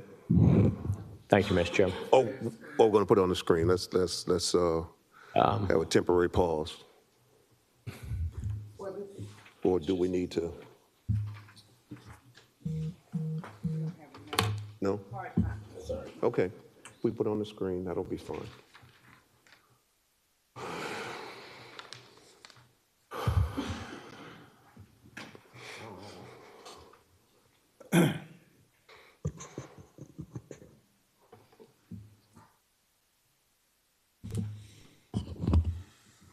Go ahead and continue, Mr. Mayor Pro Tem. Thank you. Thank you, Mr. Chairman.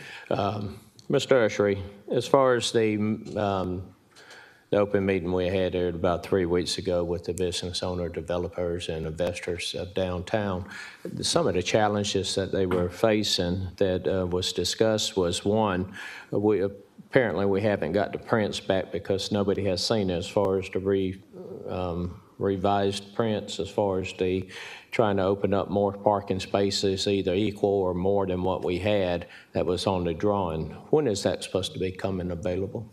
So we were in contact with the engineering consultant. He actually sent his revised plan to us today. I haven't looked at it yet. So we have it in our queue to review. And then I'm sure we'll make another comment or two before, it's ready to release to the public. But we did get the results of our initial discussion back today. So we'll review that quickly and get it back to them with whatever comments we have. Okay. Probably what would be good, once it's ready for prime time, let's send out a media press release to let the people downtown come look at it. I guess you're going to have a public meeting in regards to this, the changes that's been made, the plus or the negatives, et cetera. But with the contractors that we have in downtown, the communication was key. What did you relay to the contractors so they could actually be better at their skill set as communication and what they have been? So we made several changes since we've had that discussion. First and foremost, Director Malik did meet with it's E.R. Snell is the contractor who's doing the improvements downtown. He met with the very highest levels of that company to talk about several different things, but one of them was how they've been communicating some of their upcoming lane closures and upcoming traffic interruptions, and so that was definitely a topic of conversation that they covered, and we told them that we expect them to do better, basically based on the contract that we already have with them, and they agreed that they need to do better and that they will. And so that was one of the main things. The other thing, and I hope you all have noticed, but I've definitely created different email groups, and I continue to do that. So I've been sending out a lot of emails about various traffic interruptions, and I've created 3 email groups. One is called the safety group, and that goes to the sheriff and 911 and the fire department, et cetera, et cetera. Another one is called the elected group, and that's all of you folks up there and the mayor. And then once we get down into the downtown area where we have a lot of businesses and a lot of property owners, we're going to gather that information. We've already tasked the DDA, Downtown Development Authority, with assisting us with all of that contact information. I'm going to create another group, and I'm going to send all this information out to everybody all at the same time. In conjunction with all of that, I've been working with, there is a media liaison in the utilities department. Engineering doesn't have one, but utilities does. And I've worked out a system with her. And so she is now going to get all of these alerts that I send out, and she's going to put them on social media and make sure that she sends them to all of our traditional media contacts, TV stations, radio stations, stuff like that. And then also there is the Civic Plus platform where it puts the alert on the Augusta's webpage. So we have set all this stuff up, and we've got everything lined up and in a row. So, you know, when we get to that point where we need to start doing regular alerts, you know, every week or every other week, whatever the case may be, that it should flow smoothly and it should happen. And then, of course, we also have our Augusta DTP website, which is updated regularly. And those are the changes we've made since we last talked. Mr. Usher, actually, when you send it to us elected officials, we do post it on our Facebook to let people know of road closures, et cetera. And that's, from our perspective, we appreciate that. The business owners could gauge, as far as the communication from the contractors, if that's really working or not. I can tell you from elected side, I share the information on, but as far as the contractor, I wouldn't be privy to that information. The investors, developers, and the business owners would be the one on that. And since nothing major has happened since we've had that conversation, Okay. but, you know, as soon as something major happens, the next major change that'll happen in our projects, the Broad Street in particular, is sometime in June, weather permitting. They should be moving from the block they're working in to the next block, one block over, from St. Sebastian to 13th. Currently, they're 15th to St. Sebastian, so they should be moving early summer to the next block over. And you know, we'll make sure that all the things we put in place will be done at that time. Thank you, Mr. Usher, and Mr. Chairman, thank you for letting me speak. Yes, Mr. Mayor Pro Tem. Commissioner Garrett from the 8th. Thank you, Mr. Chairman. Brad, thank you so much for coming and just getting this in front of us and making sure that we are pressing forward with getting these design changes in front of not only us, but in front of the downtown business owners and the residents, really. And Chairman, I have a question for Mr. Usher, if that's okay. Yes, sir. Go ahead. Mr. Usher, this timeline in regards of you taking a look over whatever you received today, just with your receipt of it, was there any idea of how many additional spots they were able to find? I mean, I know you don't know what it looks like, but I didn't know if they had said, you know, we found. They didn't give me a number, but it does look like that they added approximately 150 spots back in. But again, I haven't counted them, so I don't know the exact number. But we did task them to get as many back in as possible. We didn't give them a specific number because we were still trying to maintain the flavor of some of the improvements, the landscape islands and some of those types of things. So we didn't give them a hard number, but we did say that it needed to substantially increase from the 480 or so that were in the original design. So that's what we're waiting to. So with that, did you also task them with trying to come up with a better use of the available parking instead of having all of the bike lanes running through on both sides? You know, I know that we want to have accessibility with bikes and all that, and I get it, but it does eat up a lot of space as well, and I didn't know if that was part of your conversation with them.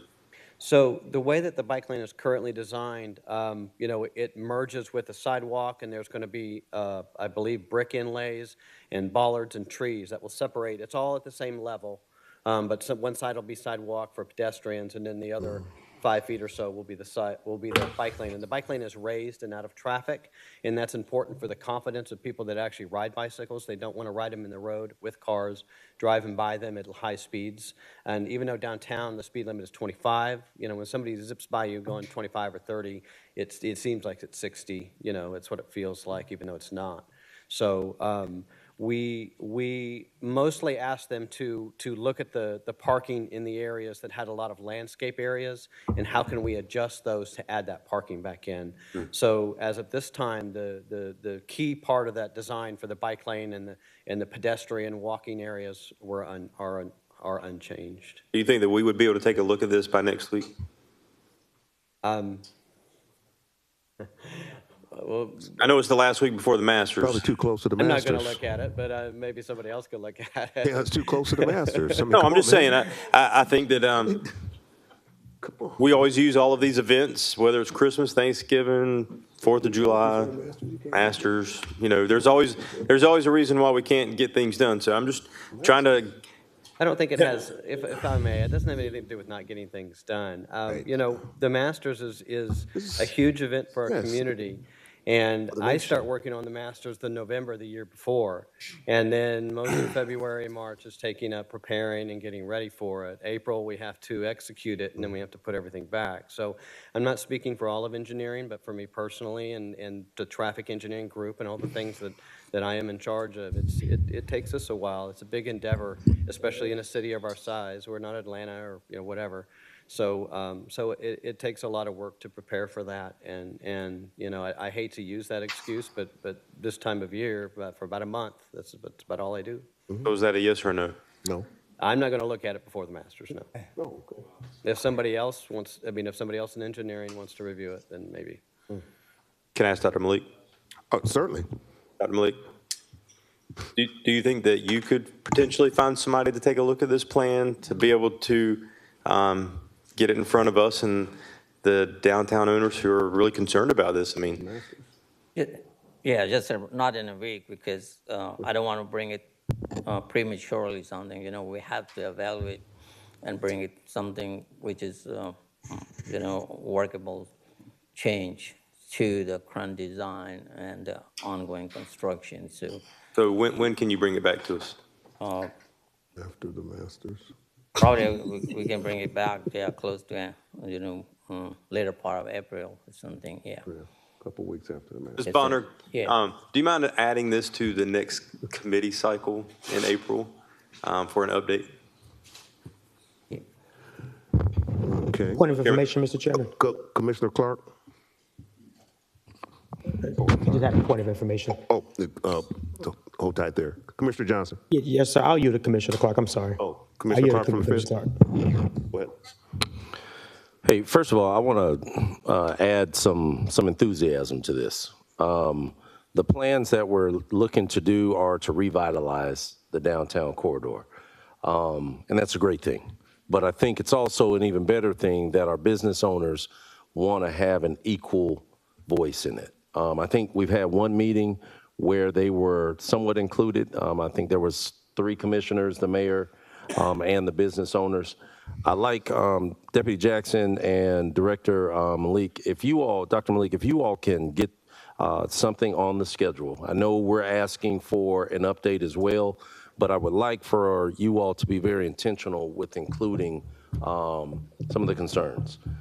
Because I think the more intentional we are in getting full understanding, because you can hear it from us and we can relay some of the concerns, but I think they are a vital part of making our downtown what it is. The businesses that are down there that are thriving, this is their livelihood, and they are a part of the attraction that brings folks to our downtown center. And this is going to impact them. So again, I know we have plans and I know we have revised plans that you all need to look at, but I'd also like to make sure that as you all are kind of going through the motion, and if this is too much, tell me it's too much and we can't do it. But I think we owe it to them to give them a voice in this situation. And that's just my kind of 2 cents on it. But if we can make sure that happens to where we set up a meeting with the business owners to where they can directly engage with you all. And then when you all bring us something, we have something holistic as opposed to just kind of piecemealing it. Because this is 2 times they've come. I don't think we've had another meeting with them other than the one that we had. And I'd like to see them get a voice in the situation. I'll yield, Mr. Chair. All right. Next up in the queue will be Commissioner Johnson, and then there's a business owner that I want to hear from as well. Thank you, Mr. Chairman. I want to make certain again that the meeting that we had was on February 24th. The motion that was made the following day was to give us 30 days to come back with an update. But our administrator in the process was supposed to be getting together to get plans together and to direct the staff to do exactly what Commissioner Clark just said. And so, granted that she's out of town today on city business, I think it's important for us to know that we are on track for delivering on what we said we were going to deliver on in the meeting that all of us were in on February 24th. Secondly, I understand that Masters is coming up soon, but I mean, we have to make sure that we look at this plan holistically and also understand the financial implications that it may have on the project as well. And I don't want us to get too far out of sight with that. And I also know that Mr. Usry, Brad Usry, mentioned to have some type of construction management aspect added into this as well. You know, the question there is going to be, how much is that going to cost and how are we going to pay for it? So my comment is twofold. Number one, we are on track to delivering on what we said we were going to do at the meeting. And secondly, whatever else comes as a result of what Administrator Allen is going to update us on, we need to make sure that we're staying on track, again, to getting that done, whether that's construction management or whatever. But those meetings that we mentioned at that meeting and at the commission meeting the following day was that the department meets with a group of business owners at least once a month. And I also mentioned in that meeting whether or not we needed to use our push notification system like we do with our storm notifications maybe, to get downtown business owners to maybe be in that system or whatever, so that if there's a road closure, they get a notification a day before, 2 days before, or something like that. That is what the purpose of the administrator's report back was supposed to be today. But again, I want to remind us, the meeting was on the 24th of February. Today is the 25th of March. We're on track, right? So maybe we can get some type of update from administration. I see Mr. Jackson may be able to tell us what's going on here. Yes, sir. He's next in the queue. Well, Mr. Chair. you finished? Yes, sir. All right, so when Mr. Jackson is next in the queue, but the individual business owner who is going to speak after that, could you please make your way up to the podium to the left or the right? Mr. Jackson. Yes, sir. If you would allow me just a moment to say, from the administrator's point of view, you know, I have personally seen the news stories interviewing business owners from the record stores to the restaurants. The message is very clear. They're very concerned about the plans moving forward on Broad Street. I have personally watched that this morning. Okay. Second of all, I am personally tasked with responding to every commission meeting, sending out action items to all departments. On February 25th at 7:13 p.m., I sent out a list of items to Dr. Malik and his staff. There were 4 action items. One is a digest for Reynolds Street. The second one is a plan to amend Ellis Street for one-way parking, a plan to implement time parking along Broad Street, and then confirmation of the number of proposed downtown parking spaces. I have since sent out a second email to staff to make sure we're on schedule. I sent that out on March 19th, and I included Ms. Bonner in the communication to let her know that we plan to bring an update on April 1st. That was the plan. So we have been on task, we've been on schedule. In the meantime, we can meet with the business owners before that time to make sure that they're part of the discussions for next week as well. Roger that. Roger that. Thank you. Sir, can you state your name and address for the record and go ahead and give us what information you have for us? Good afternoon, Dennis Abrams. I'm at 3049 Walton Way, but my business is Tribeca Lounge at 968 Broad Street. I'm a business owner who has been there for 19 years. I see some of my fellow business owners, Luigi, where I enjoy going. I think that you have addressed some of our issues about getting to us, including us in decisions, and not just the large picture, the parking, but the smaller things that happen day to day for us. And day to day would be a trowel going through the sidewalk that has been there for a good 6 months that creates havoc. You would not imagine the dust that is on Broad Street now. I would clean my floors maybe once a week. I've got somebody doing them 3 times a week now. Those are the small things that we need to have addressed.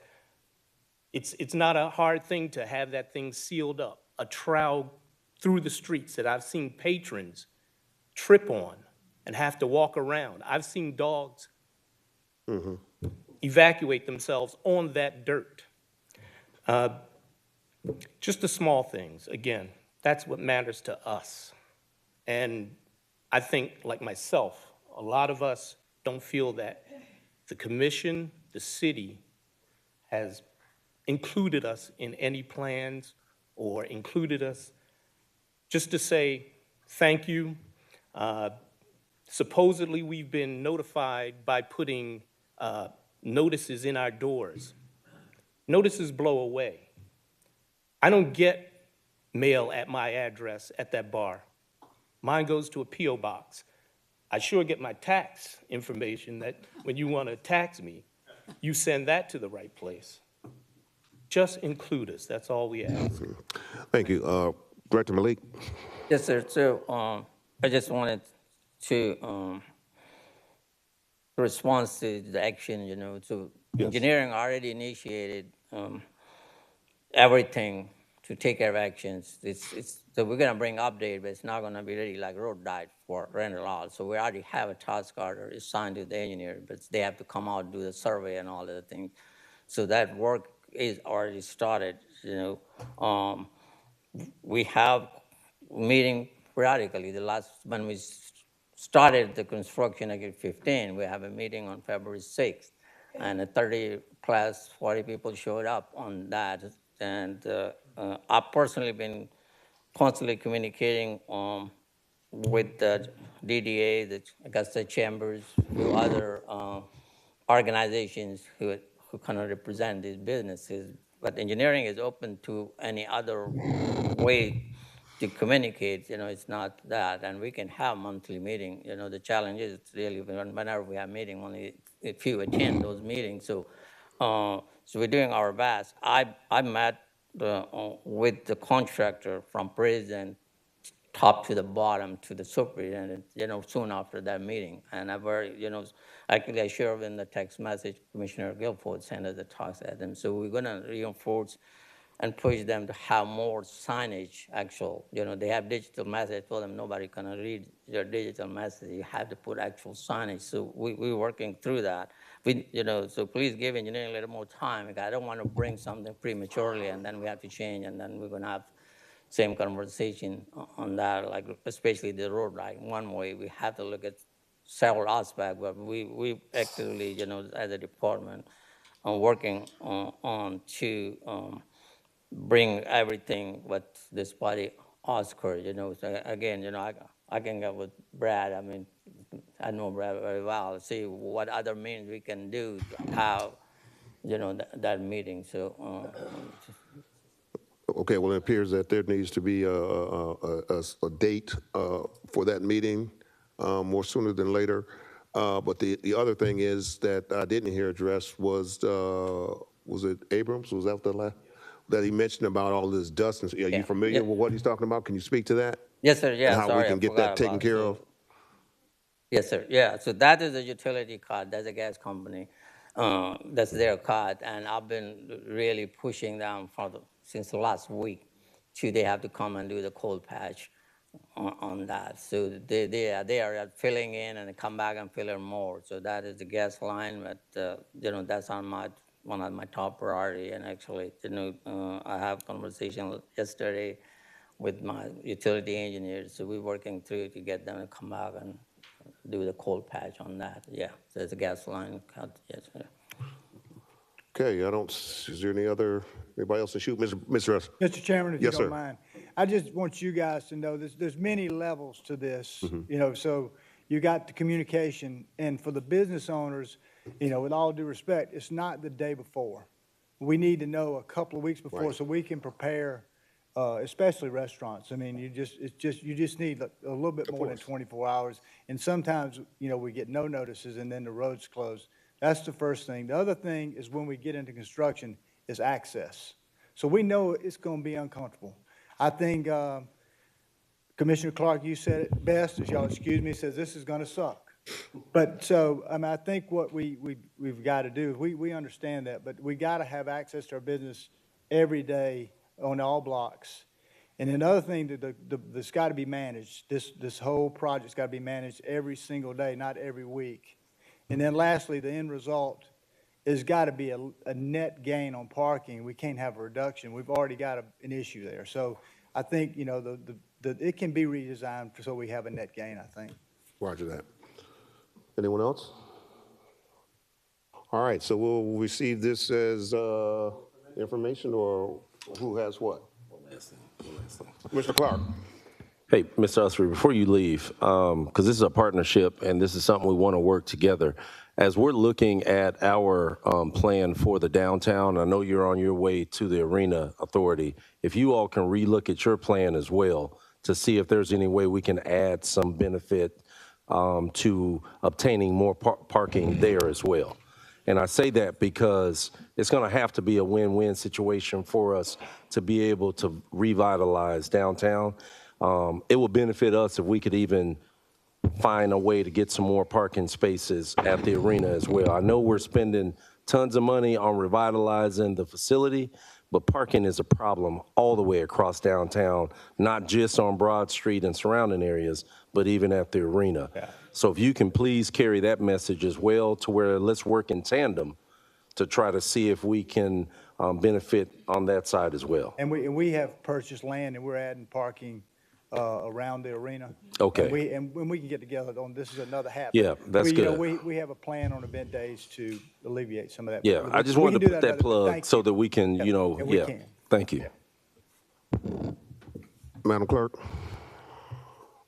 Sir, Mr. Chairman, Commissioner Brandon Garrett has asked that this matter be brought back to our next committee meeting. The next committee meeting? Yes, sir. Before the Masters? After the After, yeah. I just want to make sure. All right. Okay. Do we need that in the form of a motion or anything, or we're just? That was his personal request, but however, if you would like for it to be the committee, I'll make the we can do motion. it. I'm not on that committee. I'll make the motion since I'm on the committee. I make the motion to bring update to the next committee cycle. That gives the parties time to do your due diligence, but also set up some time for the business owners. I see Deputy Jackson's taking the time to get the numbers. Yes, sir. As a matter of fact, I'll go an extra step. I'll create a spreadsheet moving forward with the network for our businesses. That way we have names, numbers, and emails to let them know about the things that we have planned. Thank you. That's my motion. Can I get it? You second that, Mr. So Mayor? we have a motion, I second it. Thank you for being proactive there, Deputy. Hearing no further discussion, let's vote by the usual sign.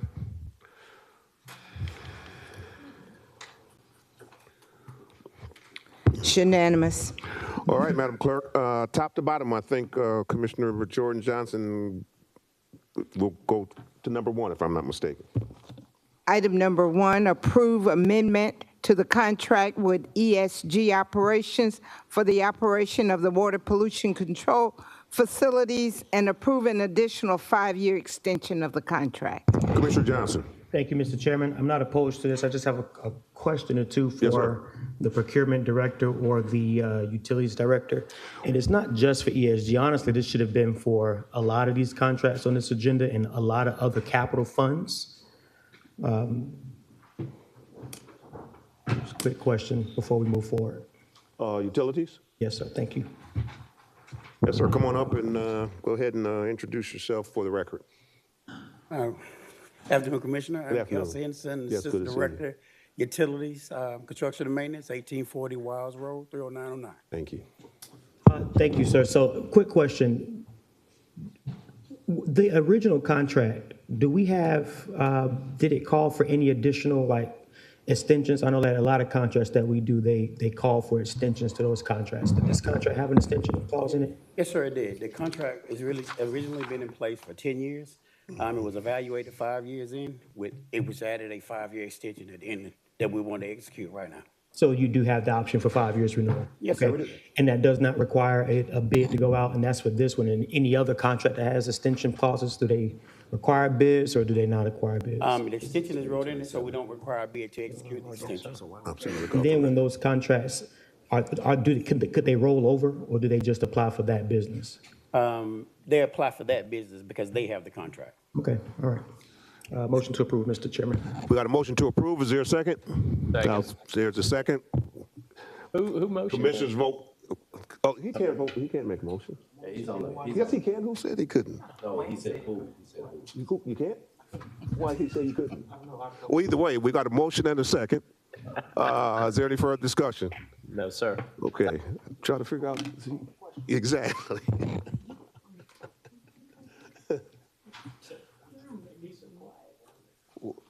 Clark, Okay. thank you. It's unanimous. All right. Next item, Madam Clerk. I think that's 11, sir? 12? Number or 12, I believe 12? Commissioner Johnson Johnson. excuse me, Lewis. Item 12 is a motion to determine a portion of Dogwood Terrace apartment as outlined in the agenda item for property abandonment. Yes, ma'am. Commissioner Lewis from the 6th. Thank you, Mr. Chairman. It looked like all my engineering folks walked out of the Just left. building. They just walked out of the.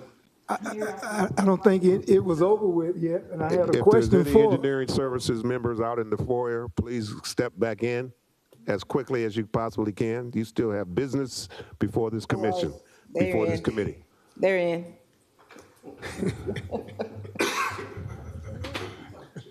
Mr. Mason? Yes, sir. The law department actually moved this forward. I may be able to address the question, as well as Doug Freeman from the Housing Authority was supposed to be here. I'm not sure if he's. Is Freeman? I think is that him back there? So there may Or be was some his twin? questions that he may be able to address what the request is about. Sure, I didn't know. I see all indication of this being from an engineering Right. standpoint, so that's why I preference engineering. But if Mr. He can answer the questions or you. Now, it's my understanding that we all know the Dogwood Terrace is being demolished. And according to this right here, this particular motion right here is concerning the plaques and the number of residents that are still there. And I understand that you want to abandon some streets and make them some right-of-way cul-de-sacs. Am I correct? Yes, sir. I understand that it will be demolished. Is this to take place when the demolition began, or will this take place before the demolition? Because my concern is that there are still tenants that actually live in said apartment complex. So if you abandon roads for the purpose of this right here, and you're creating, in essence, saying that we have emergency vehicles that may need to go through there, fire trucks, policemen. Are we saying that by doing this, we're going to deem these roads abandoned? And how are you going to proceed with this? This is what I want to know.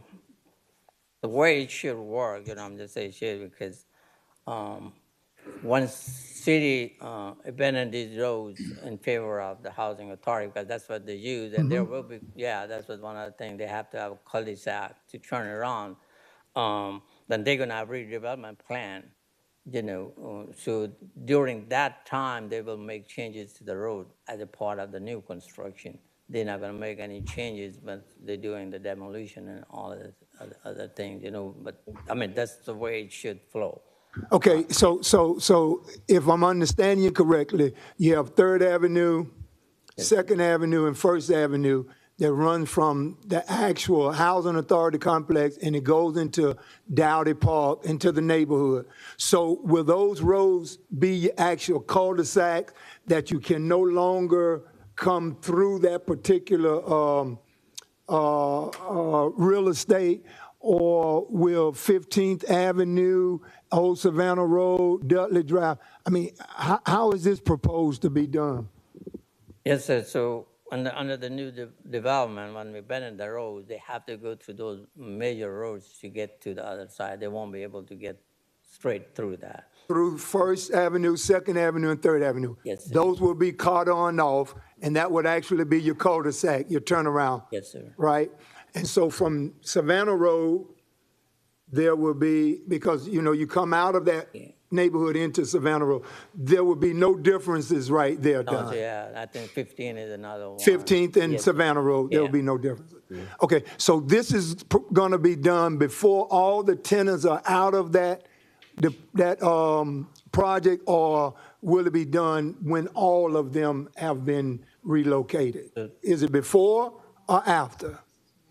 So the tenant part, really, the housing authority is more appropriate to kind of really, how they're going to handle the redevelopment of this. No, not the redevelopment, not the closures, the closures of the roads. Will this take place before demolition or during? So this body can make that condition of the approval. when you want to abandon this road, if that's what the desire is, the Right, because condition. we want to abandon the road. I see our counselor has moved his microphone. I think he has something to say. Did you have something to say in response to this? And Mr. Freeman could correct me if I'm wrong, but I spoke to their attorney today. Basically, the idea is once they start to demo the structures, Once they start demoing. they want to be able to go ahead and remove the roads that are necessary, and so they could go ahead and do it with efficiency and also be able to secure the site and fence it. But there's not an idea of taking roads away for access to residents. Right, So and this that's- is after the fact. This is just kind of preliminary action so that when they're ready to move it forward, and there's nothing wrong with saying that we'll have the hearing to authorize it, but we will not quit claim the deeds Until all tenants are moved out. Till the tenants are out. That's not a problem at all. That's the premise of my question. I see that. I see what you want to do, but my concern was, are you going to be doing it while tenants are still actually in the area? So you answered my question. So we just went around the block for about 10 minutes when that was the answer that I'm looking for. Thank you so much. Thank you, Dr. Malik. Thank you, Mr. Freeman. Thank you, Commissioner Lewis. Commissioner Johnson from the first. Thank you, Mr. Chairman. Question for Mr. Freeman. Don't walk away yet now, come on. I grew up at 2109 15th Avenue. Came home from the hospital, went to 2107 when I was born, 15th Avenue, 1st Avenue, so Dogwood Terrace is home. The question that I have for you is, how has the relocation process been going for the residents at Dogwood Terrace? Yes, sir. Overall, it's been going very well. We're down to 27 of the 270 units. Excuse me, we originally had set a internal deadline of March 31st to have all the families out. We're going to probably miss that by just a few weeks just because of the last couple of families are taking some additional time to find the right place for them. But overall, it's gone very well. Have you seen an increase in, well, let me ask you this way. What type of housing have people elected to go for? Have they elected to go to another public housing facility? Are they electing to come back to Dogwood once it's rebuilt, or are they taking the housing vouchers? What's the ratios there maybe? About 2/3 went to other public housing. A little bit less than 1/3 chose Section 8, and that remaining percentage are ones that moved out on their own or were evicted due to noncompliance with the lease. And when they were evicted, well, I guess at that point, it's not the housing authority's responsibility to help them find some other place, correct? That's correct. Last question, and it's not related to this project, but I'm just curious, how has the Dogwood relocation process impacted your wait list for housing? It has definitely slowed up our ability to draw names from the waiting list. We had to stop drawing names from the waiting list in order to accumulate vacancies to move families in.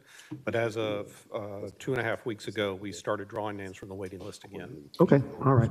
Well, I appreciate you being so open with me on these questions. Like I said, Dogwood is home, and I still want to go back and see my unit before you tear it down. Yes, sir. All right?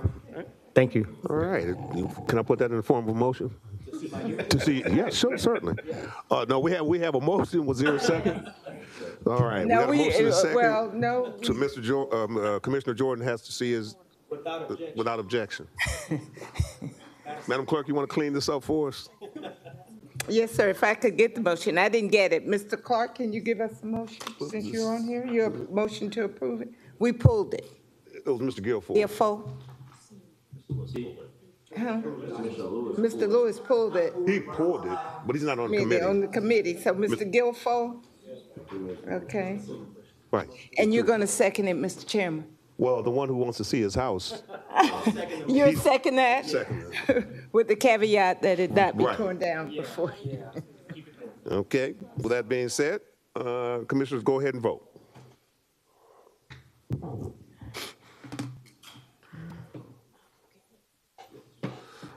Now we need you to vote, Mr. Yeah, Johnson. the one who wants to see his house, he's got to vote. And he said no? How am I saying? You. Here we go again. Okay. Was that, you want to vote yes? Before we publish it, yes, ma'am. Okay, Yes, it's Madam Clerk. unanimous. Okay, next item, Madam Clerk. I'm looking. Is that it? That's it. All right, with no further business to come before the Thank Engineering God. Services Committee, we stand adjourned.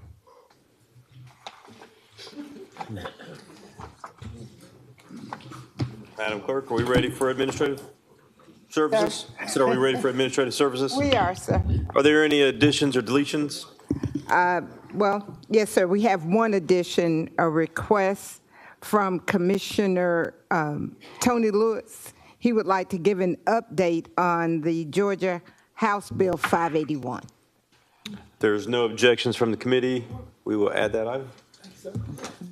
And I do believe there is one deletion as well. I think we're going to delete item number 1. Yes, sir. We want to move that to the next committee cycle. Thank you, Mr. Jackson.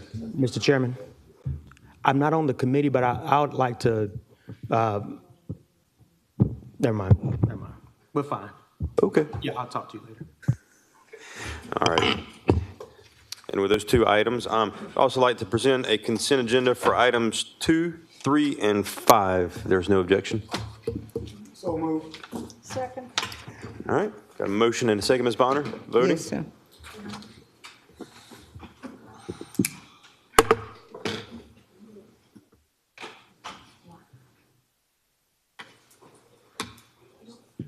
It's unanimous. All right.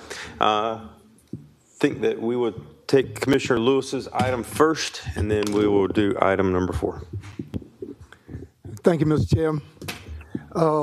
To my colleagues, it's my understanding that a couple of weeks ago we voted on House Bill 581, and we charted a direction of what path we wanted to go in, if we wanted to use the CPI or the 3.5 measure. That way we can actually petition for the floss. And when we did vote, we voted to go with the 3.5% measure.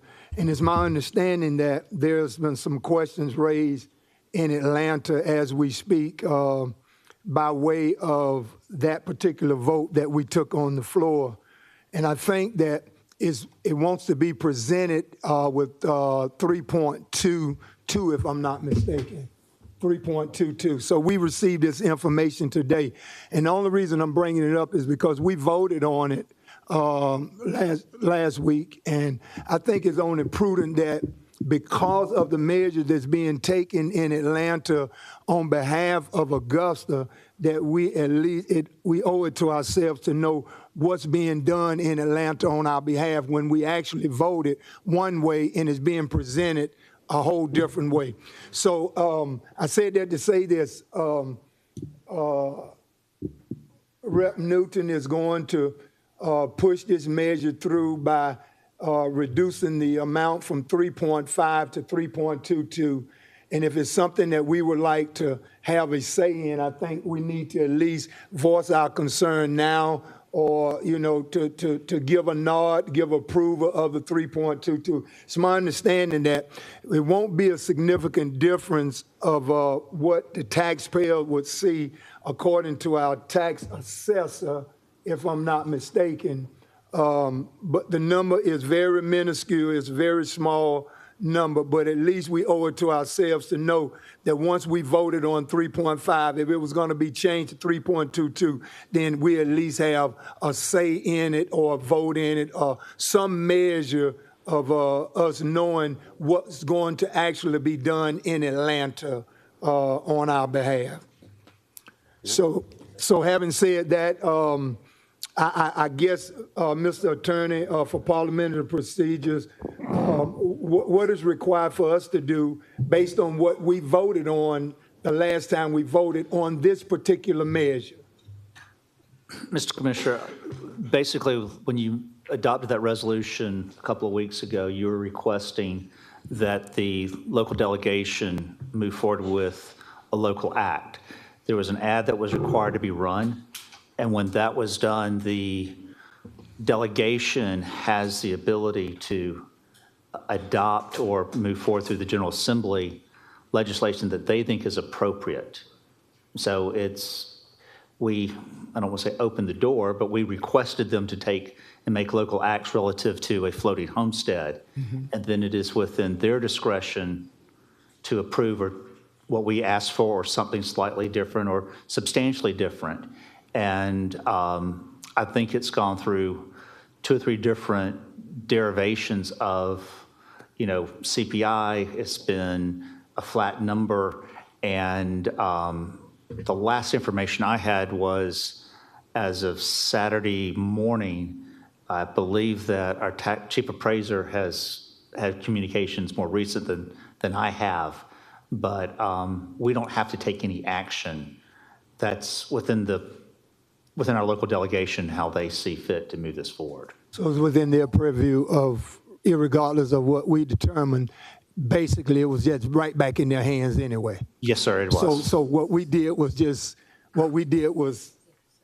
exercise of futility in all actuality, because what I'm hearing you say is this: the local delegation would have been able to move this particular item in any direction they deem fit, irregardless of what the local leaders determined to be best suited for Augusta Richmond County. Am I hearing you correct? That's a little bit stronger than what I'm saying, but I think the issue is this, is that without the resolution, it would have been unlikely that, because we have to have the ad that's run and we authorize the ad. So that was important for our process to do so. More importantly, it's also you provided some parameters of what this body thought was beneficial for the citizens of Augusta. Mm-hmm. And like y'all are elected officials, they are also elected officials. So they're using I think your resolution as a barometer of what the community wants. Now, they may not see it exactly because of other issues relative to possibly other communities in the state and what they're doing, House Bill 92, I think it was House Bill 94, things of that nature. So I would think that what they're doing is looking at what we want locally, what's going on with the state, and what are other things that the General Assembly is considering. So taking all of those into effect, they came back with a suggestion which is very similar to what we wanted between 3.5 and 3.22. I'll let Mr. Roundtree say, but I'm imagining most houses you're talking, tens of dollars, not, 50s of dollars, if I had to make a guess, the impact for most folks. So I think it's essentially you're getting what you asked the General Assembly to approve. I understand. Now, I do understand you speaking on behalf of what the General Assembly or our local delegation is able to do. But it's kind of strange to me that when I hear what the local delegation is able to do, I don't hear this coming from the chair of the local delegation. I hear this coming from just one individual of the local delegation. I just wanted to be on record as saying that, okay? You have I understand you have nothing to do with that, but what has come down to us, it comes from one person that's not the chairman of the local delegation. And I would have thought that if something like this was being moved by the local delegation, then it would have been brought to our attention by the chairman and not by just one of the delegates of the local delegation. And I yield my time, Mr. Chair. Thank you, Commissioner, for the update and for really just the discussion around how this all came to happen. Commissioner Guilfoyle, I believe you are in the queue. Thank you, Mr. Chairman. What was that? Thank you. I got the phone call from the mayor that Representative Newton did reach out. We actually did do the vote on the 3.5, but it's up to the privy of the delegation. But the amount is so minute, and we spending more conversation than I would imagine on it, because based on a $200,000 house, if we did at a 3.5% cap, it would have been $207,000. At the 3.2, it would have been $206,400. So it's so minute, we probably would even know the difference, but it's still higher than the CPI cap of 2.5%. So we're actually still looking out for the citizens. And hopefully the delegation could get this this bill passed to where we could actually move forward with the floating homestead, and to where we could actually look out for the citizens and apply for the FLOST and reduce the millage rate for everybody that has a homestead. Thank you. All right. No further discussion. We'll receive this as information with no objection. No objections. All right, Ms. Bonner, no objection. Okay. Item number 4, I believe.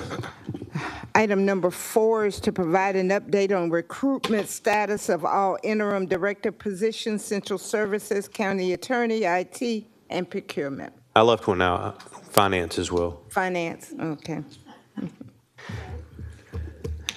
Unless there's more positions open that I'm not aware of. You want me to put this on the screen to them?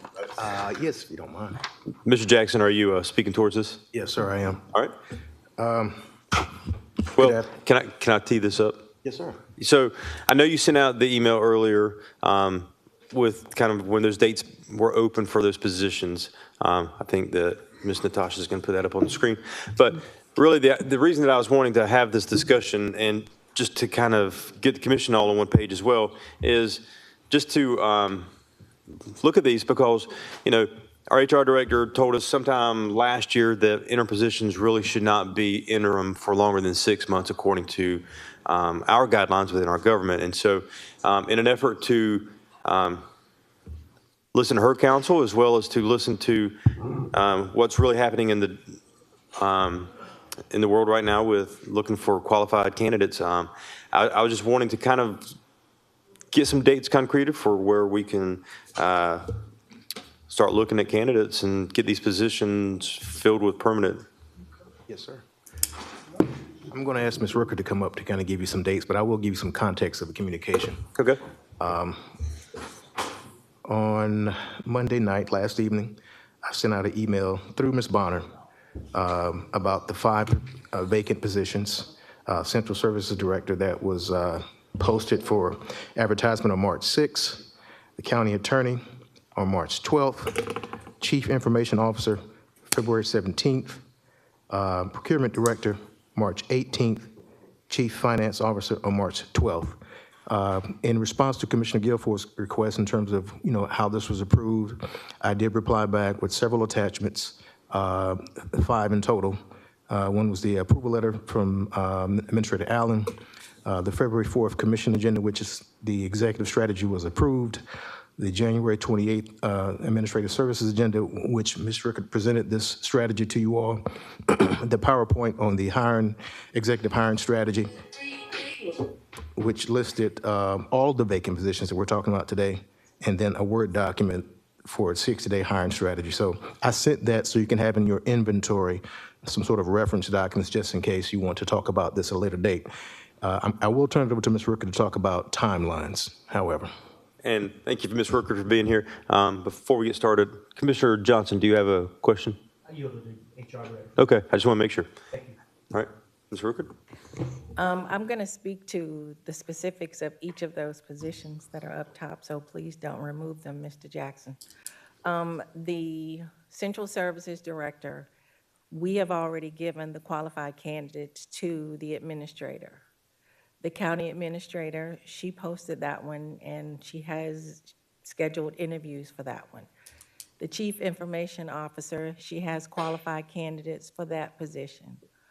I just gave them qualified candidates for the procurement this morning. And the Chief Financial Officer, we're still going through the postings, the applicants for that one. So she is moving.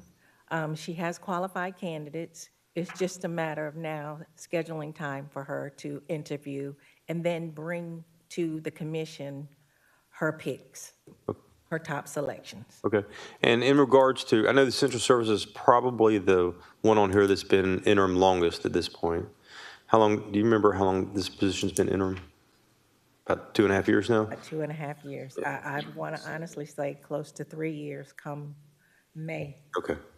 And so just looking at these positions, I know that we're still kind of in that 6-month window for most of these. What is the update on the county attorney one?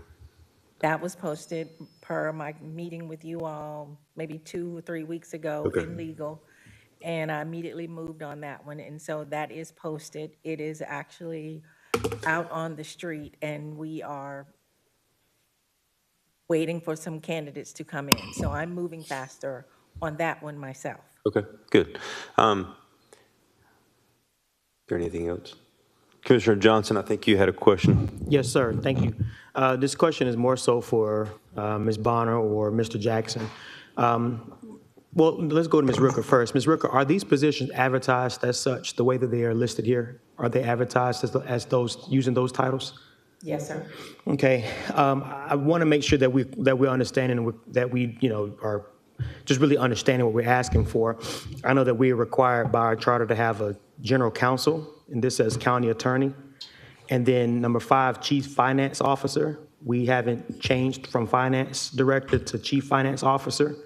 So I want to, ask, did we do that? Did the commission approve any of those things? Did I miss something? And maybe that's a question for administration or the clerk of commission or.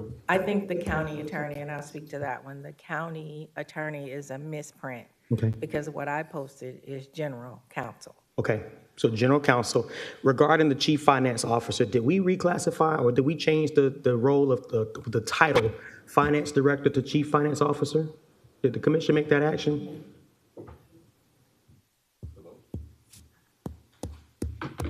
Are you asking me? No, ma'am. Maybe I know Ms. Bonner will probably know. Ms. Bonner, did the commission make that vote?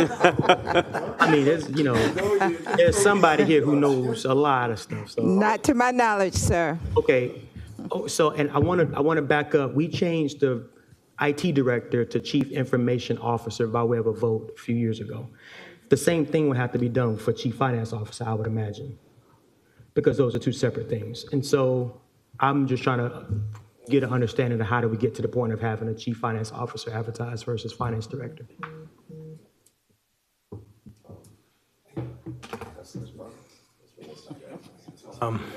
Who? Somebody. I was asked by the administrator to reclass the position. Okay. And we sent the review of the job description. That's the extent that I know. Thank you, Ms. Rooker. Mr. Jackson, can you provide any update on this? So what I can do is, just to be factual, I can provide an update after this meeting, just so that I'm transparent and then one factual as well. Sure. I don't have the documents in front of me. I know that a lot of the work has been done between Ms. Allen and Ms. Rooker, so I'll make sure I follow up with that. Okay, I want to make sure that no singular person is making decisions for this government outside of the governing body. We have to take these positions and classify them, but the commission has to vote on those things. And Commissioner Johnson, that is absolutely correct, because I don't remember if you were up here when we reclassified the IT director. I was up here, yes, okay. sir. And that was a big conversation that we had, and so this is quite interesting that some of these positions have changed. Yes, But sir. I know that there was a move and kind of the will of the body to go in that direction of a chief financial officer, but yeah, I don't remember us making any sort of action. We did not. So, Mr. Jackson, can you get that back to us? And then, let the commission have the discussion about what a CFO will look like. That's just not something one person can do. So I'm interested in knowing how that got there. Absolutely. Thank you. Ms. Rooker, thank you for the update, and please keep us posted on dates for interviews. I think that as a body, we are all looking forward to having these positions filled, and that way we can definitely move at a more efficient manner. Okay. All right. See no one else in the queue. Thank you for the conversations. Ms. Bonner, if there is nothing more, I guess we will accept this as information. Thank you. I'm not objecting. Anybody else? Okay. And with that, I will call administrative services to a close. Thank you. Good afternoon. I'd like to call Public Safety Committee meeting. Ms. Bonner, do we have any addition or deletion? No, ma'am. If it's the will of the committee, I would like to consent 1, 3, and 4. Can I get a motion? That's Ms. Rice and Mr. Clark. Yeah, okay. Second. Thank you. Ms. Bonner, we'll go top to bottom. Can we get this vote published first? Thank you. Without objection. It won't.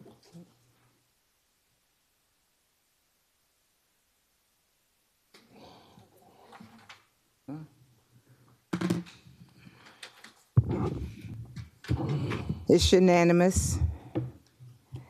Item number 2, discuss stray cats, dogs, issues overrunning neighborhood, response to numerous constituents' calls. Commissioner Clark. Thank you, Madam Chair. As Director Hill makes his way up, I want to go ahead and kind of add some color to this. Can't speak for everyone up here, but I know I get a great deal of calls from my constituents in District 5, reference cats specifically.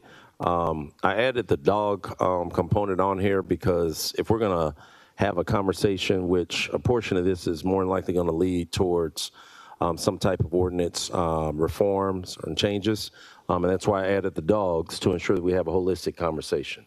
But a lot of the calls that I've received throughout District 5 on a pretty consistent basis have been about the cat issue.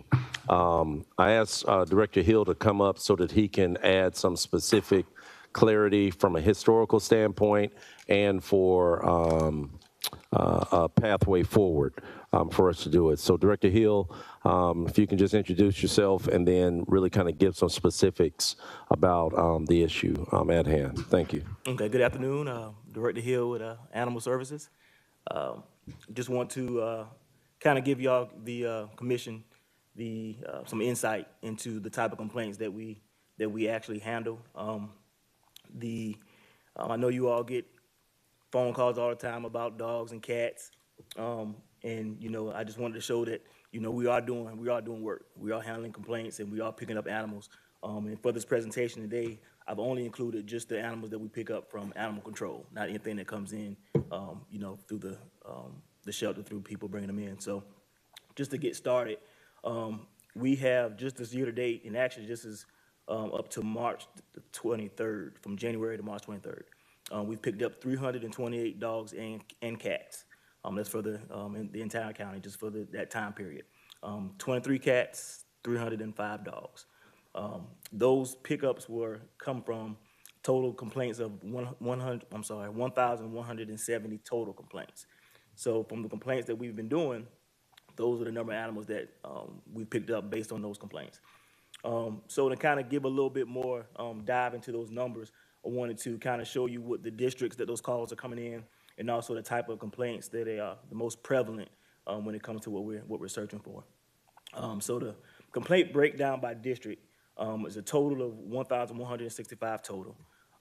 The District 5 seems to be the one that gets most of the complaints out of all the districts, and it probably has a lot to do with the population in the area and you know, that type of thing. So to kind of further break it down a little bit further, the types of calls that we go down, that we go on, the breakdown by district. So assist law enforcement, that's the type of call that we get maybe from the Marshal Department or from the Sheriff Department if they're doing a drug bust, or the Marshal's Department if they're doing like an eviction. We go out on those type of calls. If you look at the pie chart, the slices that stand out, those are the ones with the highest number. So for those type of calls, we're looking at District 1 and District 2 that had the most in that time period. Next, we can look at the dead animal removal. 125 total calls that we've responded to in that time period, with the majority of them coming from District 5 and District 6. General investigation calls, those are calls, basically investigation type calls for barking dog complaints. If we have a dog bite situation, possible neglect, abandonment, those type of calls. So we got 309 of those, with the majority of those coming from District 5 at 55. The next category we have is the complaints against owned animals. Those are the calls that we receive where the caller knows who owns the animal, or we may know who owns the animal, and so we can go directly to that particular animal to address that particular complaint. We had 243 total for that, and District 5 was the highest in that one as well. So stray complaints, this is probably the most important one that everyone wants to hear. So we had 377 total complaints for strays. And once again, District 5 has the highest number at 72. And basically, when we're looking at that particular, this is one of our most important categories that we look at, because we know, in that particular district, whenever we're handling calls, that's a place where we want to spend more time when we're patrolling the areas, because we know that's a problem area. Any of the higher level districts, whenever we're doing patrols, we're going to spend more time on that in those areas, as time permits. Cat and dog trap requests, 66 total. And that District 5 had the highest number of complaints for that as well, with 16. And the cat and dog trap requests, those are service requests as well. So not only to set the traps up, we have to go out there and service them as well. We have to remove an animal from it and reset them, rebait them, things of that nature. Mr. Director Hill, so if we could pause there for a second. So we said the cat and dog requests. So you all go out for the cats, and start with the cats and then for the dogs. But when you all have an animal in the trap, what's the procedures for the cats? So it's the same really for both. Okay. If we catch something in a dog or a cat trap, the person who has that particular trap calls us and notifies us that there's something in the trap. That's part of the agreement, part of them receiving a trap from us. Once they call us, then we'll dispatch an officer to go out there and remove that particular animal from the trap. And then we'll, depending on if there's any more, we may have to rebait it and reset it. Sometimes it may just be that one they're trying to get, then we just remove the trap. We do have some people that, because they're so used to dealing with cat traps and dog traps, they'll bring the particular cat trap in, using our dog traps because they're bulky. But cat traps, sometimes they'll bring them in. Based on our current ordinance, is it a catch and release type situation if you have one in the trap, or are you all actually bringing those to the shelter? Well, I'm going to get into that further into the presentation, but yeah, I'll get into that a little bit more. Okay, thank you. Presentation. Any questions on this slide? Okay. So our current biggest challenge that I wanted to bring up in this, and I know cats is probably one of the things for everybody. That's been an issue. We hear it all the time from our staff. But looking at the current ordinance that we have, that's one of our biggest challenges. We're only as effective as our ordinance is. And that's one of the areas our ordinance needs to be changed. It's been overdue for a while. A stronger ordinance is going to allow for us to have better enforcement results. And so just to give an example, I want to use as the community cat ordinance.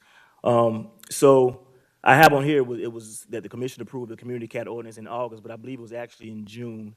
August is when we actually started implementing everything and moving forward with that community cat ordinance. And basically what that did was it prevents us, the animal control staff, from picking up any cats that are unowned or feral unless they're sick or injured. So basically, whenever a citizen calls us now currently, and they say that they have a nuisance cat, but it's healthy, it's pretty much there's nothing that we can do about it because the ordinance doesn't allow that.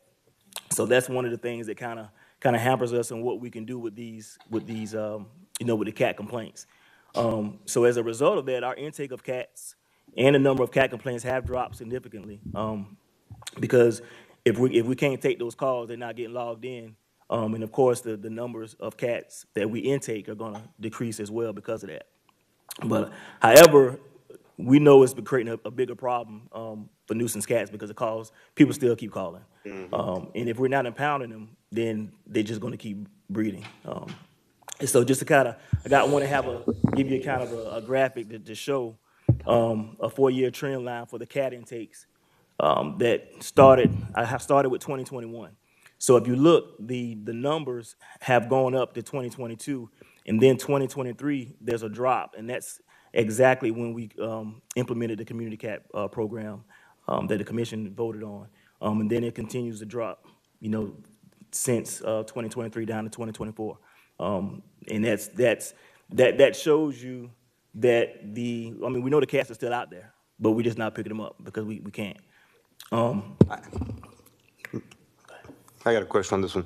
So I remember when we put all this in, I didn't realize that it was an ordinance change. I thought it was a change in relation to the group that was going to help with the So when that group removed themselves, did you come back to the commission to let us know that, hey, we need to change the ordinance since they've exited the area too? Well, I did not come to the commission, but I went to the administration. That was a conversation that we had behind closed doors, yes. Okay. Because really, I mean, without that group here spaying and neutering those cats, like you said, they're just going to keep breeding and population is going to increase. So I would definitely get that in front of this body sooner than later of changing that. Yes, sir. Yes, sir. That's definitely on the part of the plan. Director Hill, hold on one second. Mr. Jackson, did you have a question? Oh, no, I was just going to make, but for the point that Commissioner Garrett is making, we do have a roadmap about bringing back recommendations to the governing body. We met with Commissioner Clark to address some particular concerns 2 months ago. But after that meeting, we created a roadmap to bring back recommendations for a comprehensive review of the ordinance. Thank you. Ms. Linda? Yes, sir. While I've got you here, can you let me know about your animal control board? I had an appointee put on there in January, and he was telling me they hadn't met in years. So, I mean, The only thing that I can speak to that is I don't manage the board. I'm just a staff liaison, and they haven't met.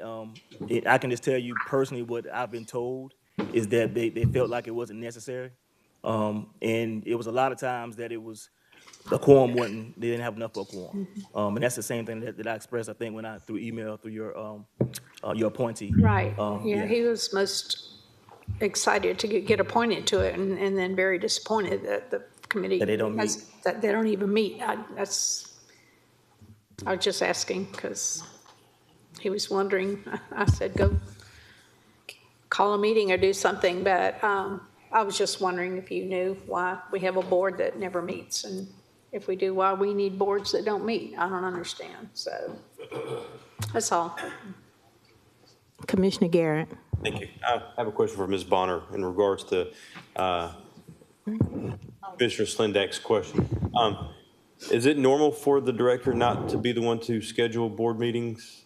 I know that typically I served on Planning and Zoning Commission before I was elected here, and it was always the director of that department that organized all those meetings. So I'm just kind of curious on what the typical flow for these boards that we have are, because I know this is not the only one that does not meet. So. Well, usually the director is the staff direct report to the boards, authorities, and commission. However, if they don't have any issues to meet on, I don't know who develops the issues for the boards to address, but obviously if there's no issues to address, they don't meet. But I'm just. It's an advisory. Mm-hmm. Well, I know it's an advisory committee. I was speaking to Mr. Johnson. And even with that, I know that there are bylaws within some of these boards who basically, we're going to meet once a month, and for them, whoever them is that decides we're just not going to meet because we don't think it's effective, I think that kind of now that's another issue. Now you have like the Planning Commission. Surely the Zoning Appeals Board, they meet quite frequently because they have issues regarding ordinances, violations, and things like that.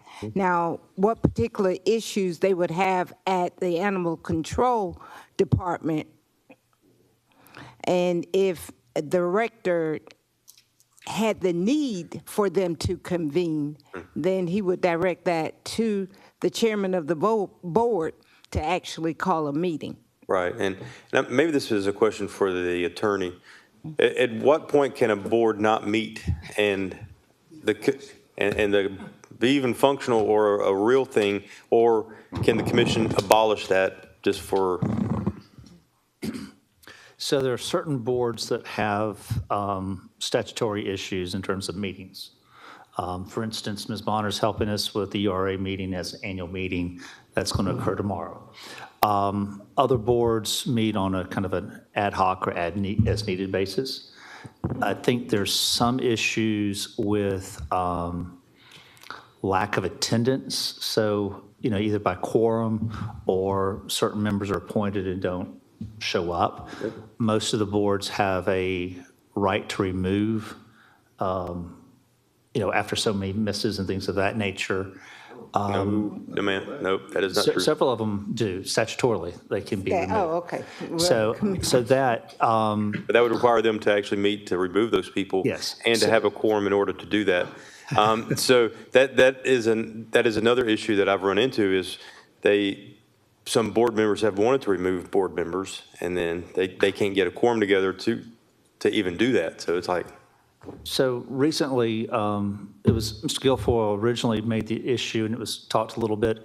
I provided the administrator a list of information about the boards. I believe it included the membership, who appointed them, as well as the expiration dates. Did not overwhelm her with information, but we also have in that same data sheet the how members are removed, as well as who the department liaison is. So I can provide her that expanded spreadsheet. Thank you.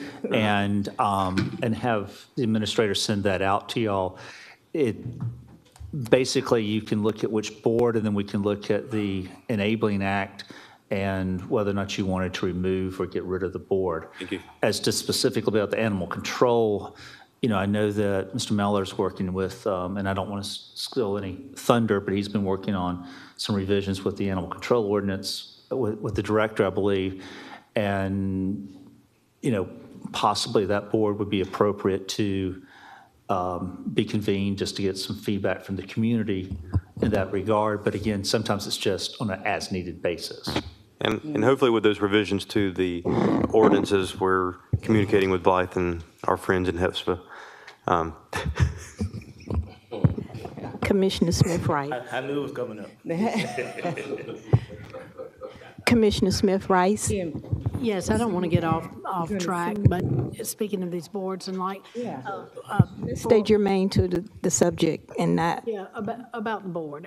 I get caught. Animal control board. Yeah. Okay. It's embarrassing when I get a call and say, Commissioner, why am I on this board when we never meet? And I'm like, okay, well, then if you resign, let me know. But that's happening on several other boards. So just keep me posted about this, because I got people that don't want to be on boards because they don't meet. So, yep. Director Hill. Okay. Continue. So I only really had one more slide just to show the trend line for cat complaints, to show that the constant decrease in those cat complaints. And actually, those are complaints that are being logged, because I know the complaints are still out there because you all getting phone calls. Just the number that are being logged is dramatically decreased since the community cat program. So just to show that trend line, and just to kind of sum it up, we are complaint driven. I want the commission to know that we are out there working. I know you get a lot of calls, but we're still out there. We're in the trenches, handling complaints, picking up what we can. But we only can do so much without the proper ordinance. And I think we're moving in the right direction now, working behind the scenes to present. My estimation is that it should be before 90 days we'll have a draft to bring forward to the Public Safety Committee. But that's very important. That's about the most proactive thing that we can do right now is getting that ordinance changed. Thank you. Commissioner Clark. Yeah, Director Hill, thank you for adding some clarity to this. Definitely thank you for showing the metrics. I think the metrics really kind of speak to what you all are doing. But I think also the colleagues brought up some good points about the board. I think the board is essential, just as essential as the cause that you all render support towards in the community. I think every last one of us have an appointee for the board. So if we can, as we're looking at the revitalization of the ordinance itself, if we can look at revitalizing and reestablishing, or your recommendation for if we need it or don't need it, and provide the clarity. But that way we can provide the essential communication to our appointees of what's going to happen one way or the other. If it's going to be a recommendation that comes before us to abolish the board, or if we're going to revitalize the efforts to be able to bring in the community input, I just think we owe it to everybody involved to get some clarity on that as well. Yes, sir. See, So that's in, my cats situation, going back to that. So right now, we can't pick up cats because I want to make sure that I relay this appropriately to the constituents. Yes. So we cannot pick up cats due to the limitations in the ordinance. Yes. So the only type of cats that we can pick up now, if they're sick, if they're injured, or if they're owned.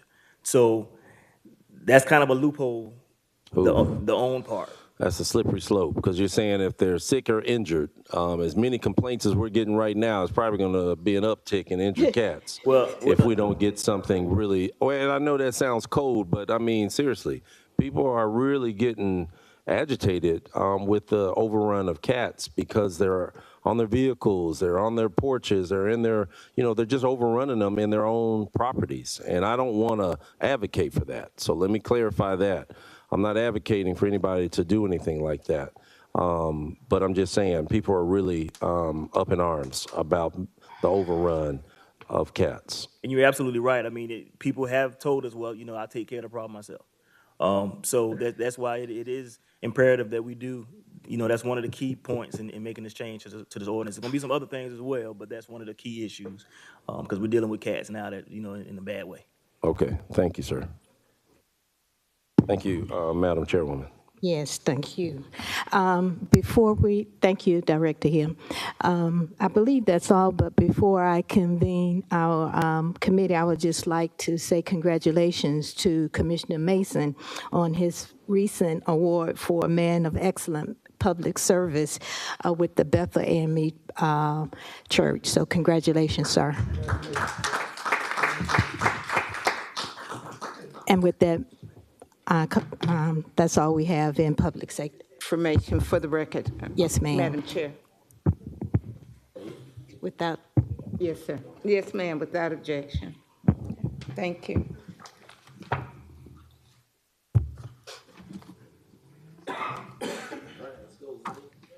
Finance? William. Oh. Ms. William. It has been a long day. Okay. I'd like to call Finance Committee to order. Are there any additions or deletions, Ms. Bonner? No, ma'am. Okay. If the committee is in agreement, I would like to consent items 1, 2, and 4. Okay. Move. Second. Okay. And we're voting. Can they vote?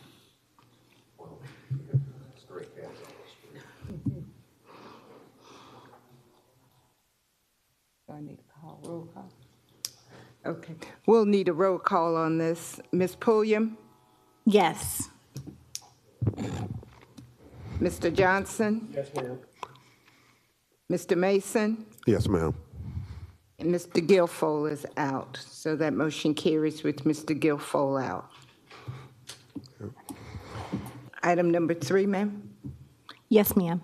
Item 3 is a recommendation to approve a 3-year contract with Georgia Administrative Services to provide a third-party administrative services for workers' compensation in the amount of $373,000 effective June 1st, 2025. Okay. Interim Finance Director Schreier, if you could please expound upon this, sir. Good afternoon. This is the result of an RFP process that we began. Our current vendor is Corvell. They were one of the vendors that submitted proposals. Based on the evaluation of the committee, we have chosen to recommend Georgia Administrative Services. I would like to point out that the $273,000 is the fee for all 3 years. Okay. Any questions from my colleagues? Commissioner Johnson? Thank you. Just a quick question on funding source. This is a workers' comp fund, so it's an internal service fund. Okay. So it's back charged to all the other funds. Gotcha. All right. Thank you, Madam Chair. Motion to approve. And we're voting.